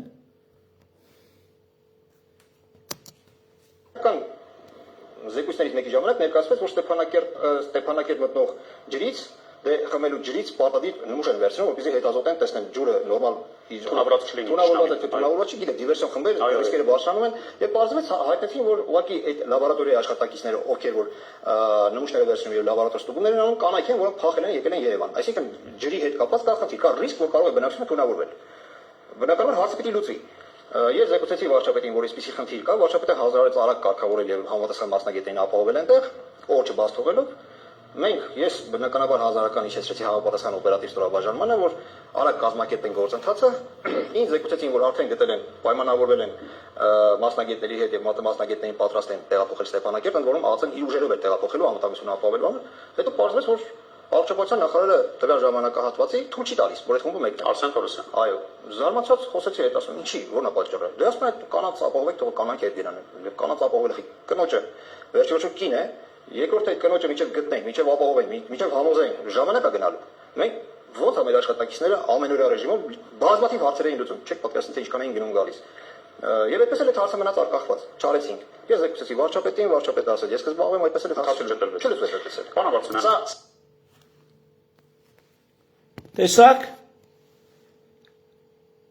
կանայք են լինում լաբորատորիայից գալիս են, այստեղ մարդ են գտնում, որ պատրաստ է գնա այնտեղ այդ լաբորատոր փորձակնություն անի, որը նես չլինի, որ ջուրը թոնավորված լինի Ստեփանակերտի։ Արսեն Թորոսյանը ասում է չէ։ Գնացեք այդ կնկանոց քթեք ուղարկեք։ Հիմա սա պատերազմի մասնակից երկիր է, սա պատերազմի մեջ մտած իշխանություն է, հա։ Գնա այդ կնկան քթի, ուրդից ուզում ես քթի տարեք, չեմ տալի մասնագետ։ Արգելում եմ մասնագետներին գնան։ Վարչապետը լավ ասում է, մի խորացեք։ Ես այդ հարցը կլուծեմ, բայց այդ հարցը միջև վերջ կարային գային թունավորեին ցելի Ստեփանակերտի ջուր ու սաղ Ստեփանակերտը ասենք կոտորվեր, ով էր պատասխան տալու։ Արսեն Թորոսյանը թե Նիկոլ Փաշինյանը։ Մի կռուտիտ կգտնեին։ Մի կռուտիտ կգտնեին, ոնց որ հիմա են լիքը կռուտիտներ գտե, դուք հասկանում եք ինչի մասին է խոսքը, եւ այս իշխանությունը հիմա եկել է ասում է, Ղարաբաղցիները խիս են ցարեցին, Ղարաբաղցիները խին են ցարեցին, հա օրինակ այդ կանայք խի էին փախե, հա, որտեղ կին էին ընկեր, բայց մարդիկ պատրաստ են եղել, գտել են կադրեր, որոնք համաձայն են եղել, գնան այդ գործն անեն։ ԱԱՑ-ի դեմը կարաս այդ դու պատկերացնում ես, ԱԱՑ-ն սարկած են եղել, չուլ։ Դրա համար է րոպեն մեկ ԱԱՑ-ի ղեկավարը փոխվում։ Ով մի քիչ նշանատալի դիմադրությունա ցույց տալի, տեղում հեռացնում են։ Այդ ամբողջ պետական գաղտնիքները գլխի մեջ հեռանում է։ Հետո թազա մեկին բերում են։ Էլի այդ պետական գաղտնիքներն իմացավ, որ պահին, որ ուղեղը աշխատում, ասում է սենց չի, նենց է, հեռացնում են։ Ու ամբողջ Ստեփանակերտը թունավորվելու վտանգի առաջ մատը մատներին չեն տալի, որ այդ հարցը լուծեն։ Իբր թե նրանք հոգս էին անում, կյանքեր փրկելու, զորքը շրջապատման մեջ չլի, սուտ են ասում, այ մարդ, սուտ են ասում, որ ամբողջ Ստեփանակերտներ կոտորվեր, նրանք ով չէին ասելու, հենց դրա համար էլ տենց էին անում, հասկանում եք, և իշքան բժիշկ, զինվորական, չգիտեմ, ծեխանձնակազմ, իշքան ընդ է պայքար է կամավորներ, այդ մարդկանց սեփական էնտուզիազմի վրա է եղել։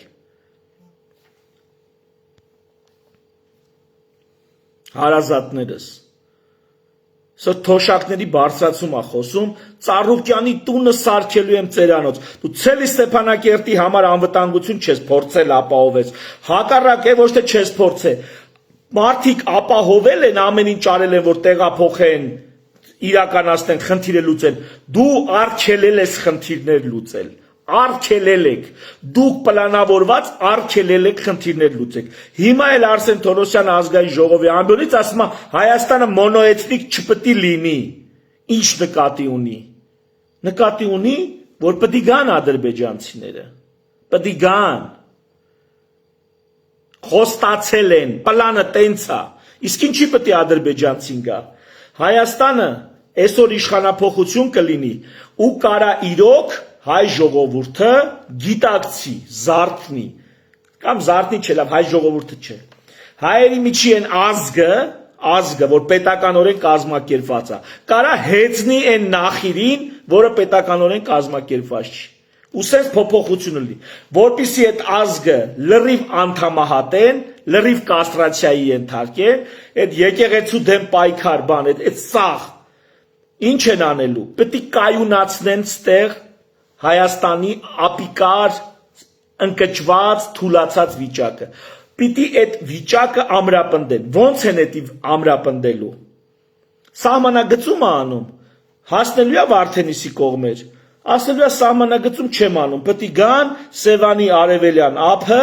ոնց որ սովետի ժամանակ եղել են ադրբեջանական գյուղեր, այդպես պետք է լինեն ադրբեջանական գյուղեր, ու Սևանից պետք է օգտվեն նաև ադրբեջանցիները, պետք է կապ ունենան բանի հետ, Ադրբեջանի հետ, էսի մեկ, անկլավներ ես տալու, անկլավները արդեն ասում է, որ անկլավների թեմա կա, թեև ես բանը, ինքն էլ պաշտոնապես ասլա, որ իրավական հիմք չկա անկլավների համար, ընդամենը նկարած է, քարտեզի վրա, հիմա անկլավների թեմա կա, Արծվաշենով է մեզի խապս տալիս, անկլավներում գալու են ապրեն, Այդ անկլավներում կարան զորք բերեն, անկլավները պետք է հաղորդակցվեն բանի հետ, պետք է հաղորդակցվեն, ասենք, Քյարքին պետք է հաղորդակցվի Նախիջևան հետ, պետք է հաղորդակցվի, այդ հաղորդակցության անվտանգություն պետք է ունենան, մեղրիով չեն ուզում Հայաստանի երես տենան, հայի երես տենան, ասում է պետք է ընդեղ բանա աշխատի ոչ հայ, Նրանք էլ ասում են էլեկտրոնային, ինչ էլեկտրոնային, նա կոնկրետ ասլա հայ չպետի տենամ, բա էդի միջանցք չի ինչ անգեր, եթե քեզ ասում են հայ չպետի տենամ, դու էլ համաձայնվում ես, ասում ես լավ հայ չես տենա, ամերիկացի կտենաս, բա միջանցքը պոզով պոչով է լինում, մենք խուսափեցինք միջանցքից, քեզանից լավ միջանցք տվող, ամենաուժեղ միջանցք տվողն ես, Ռուսը ինչ էր ասում, Ռուսը ասում էր հաղորդակցությունը FSB-ն պետք է հսկի, ոնց որ այրոպորտում էին հսկում, մնացածը մեր վրա էր, ամերիկացին ոչ ճամփեն է քոնը, ոչ սահմանապանն է քոնը, ոչ տամոժնիկն է քոնը, սաղ բաներ են, էլեկտրոնային համակարգեր ամերիկյան բաներով, made in USA խփած վրեն, բա միջանցք չի ինչ է, Ստե մի քանի բան եմ գրել, դրանց տերամ ինչ եմ ասել, ինչ եմ անցել։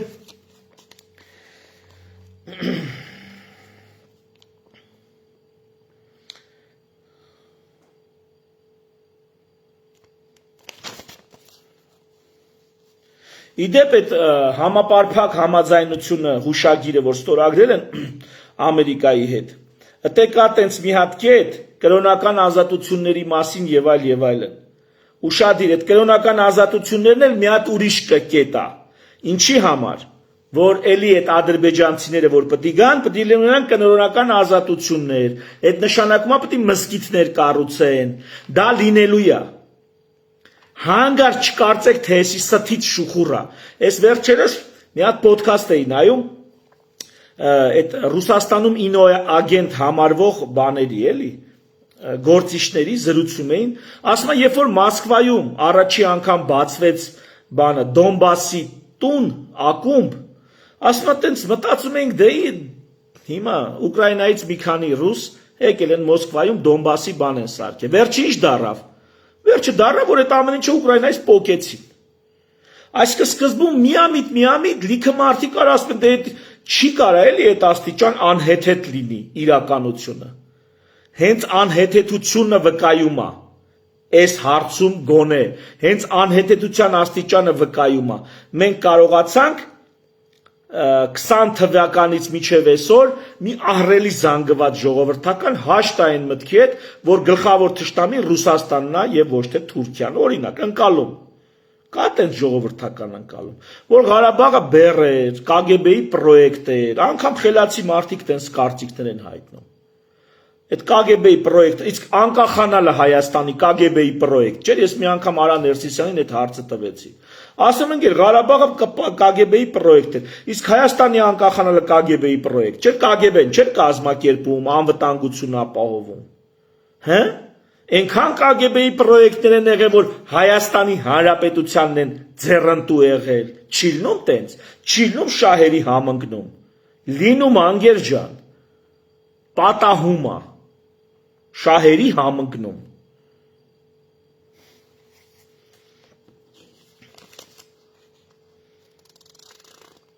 Այդ կրոնական ազատությունների հարցը իմացեք, վաղը մզկիթներ են կառուցելու, էդի տենց հալնելու, ու չես կարա ասես չէ, որովհետև Ամերիկայից ստորագրեց կրոնական ազատություններ, ամերիկացիներ կբերի մորմոններին, դե ամերիկանց թե ոնց ագենտներ ներդնի, հա, որ ինստիտուցիոնալ քաղաքացիական, բայց ագենտուրա ունենա, սենց թե ահագին ունի, բայց մի քանի հատ մորմոնական եկեղեցի կբացի, էլ ավելի շատ այդ ագենտուրան կմեծացնի, ինչ պրոբլեմ, խի պետք է չանի, որ իրա երկրի շահերն են, բա խի պետք է չանի։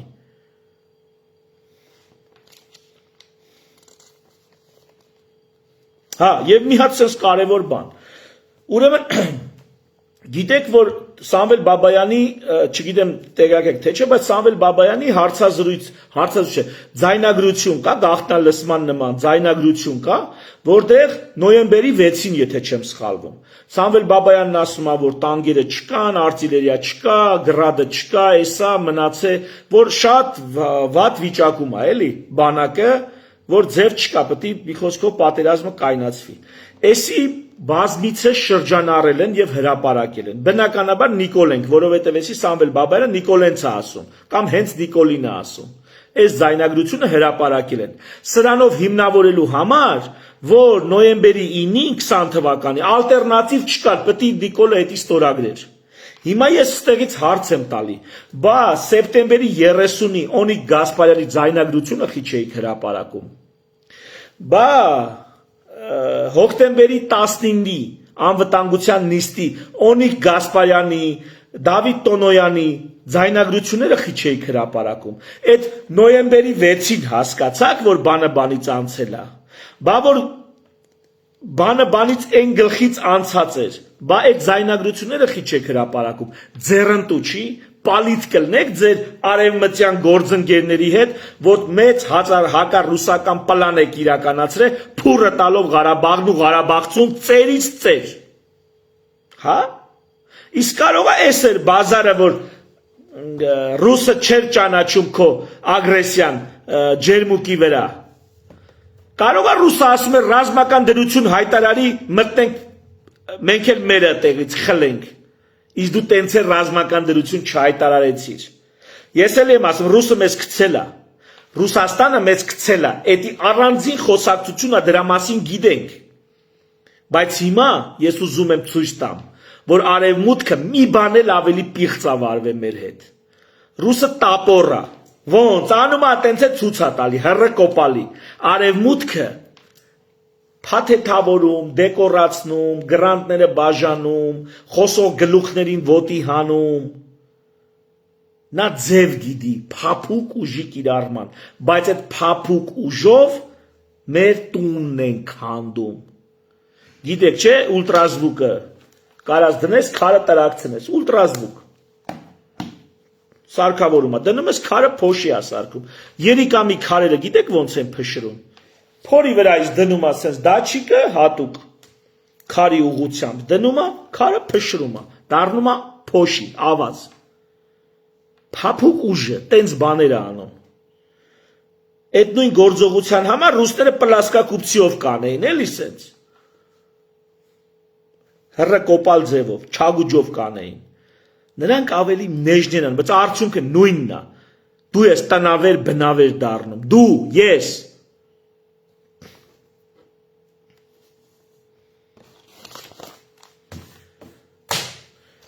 Շատ ջերմորեն մեր արևմտամետները ողջունում են Զելենսկու հայրենասեր ելույթը, նախ հյուրընկալումը Երևան եւ այդ իրանց հայրենասեր ելույթը։ Բա այդ նույն հանդիպմանը Նիկոլը խիտենց մի հատ հայրենասեր ելույթ չունեցավ։ Հե՞։ Հավաքվել էին արևմտյան ուժերը, բա Նիկոլը խի մի հատ հայրենասեր ելույթ չունեցավ։ Մեծ դից հայրենասեր ելույթը, այսինքն Զելենսկու համար ադաթ է, գա Երևան, իր հայրենասեր դիրքորոշումը արտահայտի եվրոպական համայնքի առաջ։ Մեր համար պետք է, հա։ Բաթո մի հատ տենց է, թե թուրքերը վատաշկով կնային, Ադրբեջանը վատաշկով կնայեր։ Հա, վատաշկով կնայեր։ Կերկնում եմ, ես մեծ հույս եմ ունեցել, որ այնուամենայնիվ արևմուտքը գոնե կապահովի, որ Զանգեզուրի միջանցք Հայաստանով չանցնի։ Ես այդ հույսը ունեցել եմ, անկեղծ եմ ասում։ Եվ ես հույս եմ ունեցել, որ Նիկոլ Փաշինյանը գոնե այդ իր կոտրած ձեռքով ստորագրած փաստաթղթի 9-րդ կետը կկարողանա հետ շրջի։ Իմ տոլերանտությունը Նիկոլ Փաշինյանի եւ իմ որոշակի սիմպաթիան արևմուտքի նկատմամբ այս կետի վրա է եղել, այսքան կործանումից ու օրհասից հետո։ Ես այնուամենայնիվ մտածել եմ, որ կա ինդիկատոր, որով դեռ արևմուտքը կարա ապացուցի, որ այս ամբողջ պրավալը այնուամենայնիվ Հայաստանի Հանրապետության ճանաչված սահմանների մեջ ինքնիշխան Հայաստան ձևավորելու համար է, որը իրանց մի խոսքով այդ իրանց համար կարմիր գիծ է։ Բայց երբ Նիկոլ Փաշինյանը արևմուտքի ձեռը բռնած այդ միջանցքը ստորագրեցին, գրեցին, ջնջեցին ու կյանքի են կոչում փակվավ արևմուտքի նկատմամբ ցանկացած սիմպաթիա եւ Նիկոլ Փաշինյանի նկատմամբ ցանկացած տոլերանտություն, որովհետեւ եթե կարա ասի Ղարաբաղը ճանաչված չէր, էսեր, էներ, Թուրքիան 80 միլիոն, Ադրբեջանը 10 միլիոն, ՏՌՖ եւ այլն, ռուսերը զենք էին ծախել, էսեին արել, ինչ ասես կարելի ասել, բայց այդ մի կետը, որ մեզանից խլեցին Զանգեզուրի միջանցք, այլևս փագա ցանկացած քննարկում իրանց հետ։ Փագա։ Հիմա այդքանով չեն կշտանում։ Զանգեզուրի միջանցքն էլ է քիչ։ Անկլավ են ուսում։ Անկլավից հետո էլ ուզելու են, որ այդ նահանջելու համար ջերմիկում բերեն մի քանի հատ ադրբեջանական գյուղ վերականգնեն։ Ով է իմանում, ոնց էլ չլինի, մի սարի վրա մի հատ օբա ադրբեջանական ելած կլինի։ Այսինքն ադրբեջանական չէ, ազերիների։ Ու անելու են։ Անկլավներն են վերաբնակեցնելու, քայլ առ քայլ, ինչ սահմանադրություն փոխել։ Քայլ առ քայլ, նսեմացնելով, ստորացնելով, պատերազմով վախացնելով անելու են։ Ռուսաստանն էլ թույլ է տվել այնքան, քանի սրանք հույսները դրել են արևմուտքի վրա։ Դրա համար Ռուսաստանը դա բացահայտ չի ասում, բայց պետք է բացահայտ լինի ասի։ Ինչի Ռուսաստանը չէր ուզում Ադրբեջանում խաղաղապահ ունենալ, չէր ուզում։ Եվ որտեղ որ ներկայացնում եք, որ Պուտինը ճանաչել է Ադրբեջանի կազմում Ղարաբաղը, այդ նույն ձայնագրության մեջ ցույց տվեք, որտեղ ասում է, որ ստատուսը դեռ որոշված չի։ Չկա մի հատ տեղ, մի հատ ձայնագրություն, որի մեջ Պուտինը ասի Ղարաբաղը Ադրբեջանի ամբողջականության մեջ է եւ այդ նույն տեղում չասի, որ Ղարաբաղի ստատուսը որոշված չի ու դեռ պետք է որոշվի։ Էդ էլ իմացեք, այդ քարոզչական նյութն էլ այնուամենայնիվ իմացեք։ Ես իմ կարծիքն ունեմ այս ամեն ինչի մասին, որը զգալիորեն էական չափով արտահայտում եմ, բայց ես գիտեմ մի բան։ Գեր հզորների համար, աշխարհի ծանր քաշայինների համար, աշխարհ քաղաքական լիդերների համար խնդիրները լուծելու համար չեն, խնդիրները կառավարելու համար են։ Նրանք խնդիրները կառավարում են եւ տարիներ շարունակ կառավարում ու կառավարում են։ Նրանք խնդիրները չեն լուծում։ Կան խնդիրներ, որոնք առաջանում են եւ արագ լուծում են գտնում, բայց հիմնականում նրանք խնդիրների վրա տարբեր բևեռներ պայքարում, կոնֆլիկտում, բանակցում, մանևրում, Խնդիրները կառավարելու համար են նրանց համար, լուծելու համար չեն։ Մերպես միամիտներին է թվում ու ինձպես, թե խնդիրները լուծելու համար են։ Լուծենք այս խնդիրը առաջ անցնենք։ Հայաստանի Հանրապետությունում եւ Անդրկովկասում եւ ընդհանրապես այս մեր տարածաշրջանում, հայկական լեռնաշխարհի տարածաշրջանում պատմության ժամը ընթացքում գրեթե չեն եղել լուծված խնդիրներ։ Մերձավոր արևելքը գրեթե չի ունեցել լուծված խնդիր։ Մերձավոր արևելքը, հայկական լեռնաշխարհը, սա աշխարհի վրա մի կետ է, որտեղ խնդիրները կառավարվում են եւ ոչ թե լուծվում։ Իսրայելը այս դասը շատ շուտ սերտել է եւ ոչ էլ ձգտում է վերջնականապես որևէ խնդիր լուծել։ Նա անverջ պատրաստ է խնդիրների մեջ թաթախված ապրելու եւ դրա վրա հզոր ու երջանիկ պետություն կերտելու։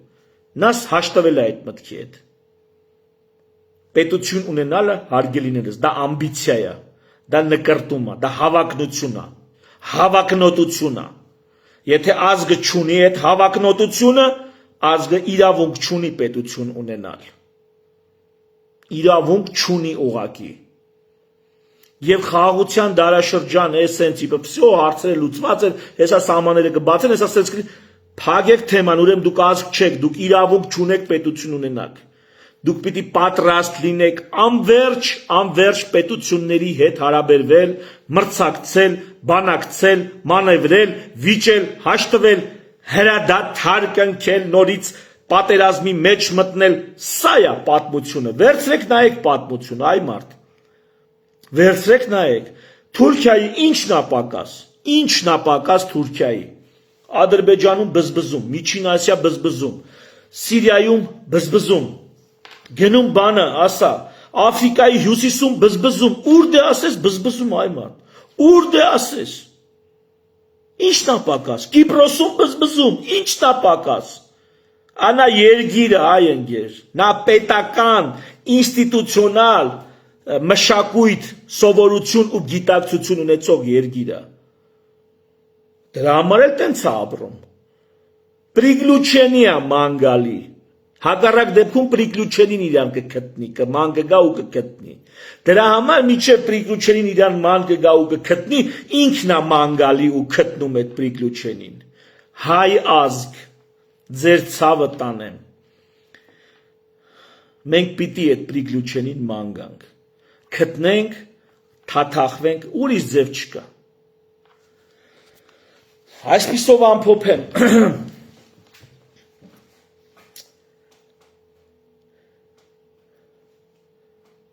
8 օր մնաց ընտրություններին, 8 օր էլ չի մնացել։ Եթե դուք Նիկոլ Փաշինյանն եք ընտրում, ստորագրում եք այս ամենի տակ եւ այն ամենի տակ, որ դեռ գալու է։ Գնացեք ու ընտրեք ում ուզում եք։ Մեկն ու մեկին ընտրեք, տանը մի մնացեք, գնացեք ու ընտրեք։ Եթե բոլորին դեմ եք, գնացեք ու ընտրեք բոլորին դեմ։ Գնացեք ում ուզում եք ընտրեք, բայց մի մնացեք տանը։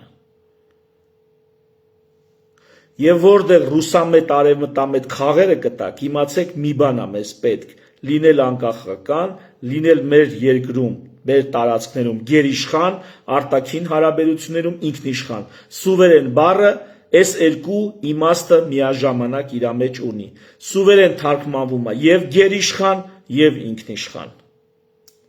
Նիկոլ Փաշինյանը ավանտյուրիստ է։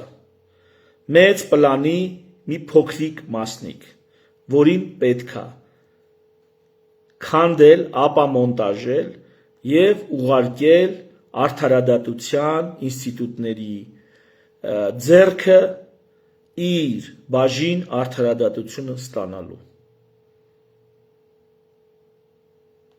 Այսքան բան։ Շնորհակալություն ուշադրության համար։ Բարի գիշեր։ Իշխանափոխություն հնարավոր է։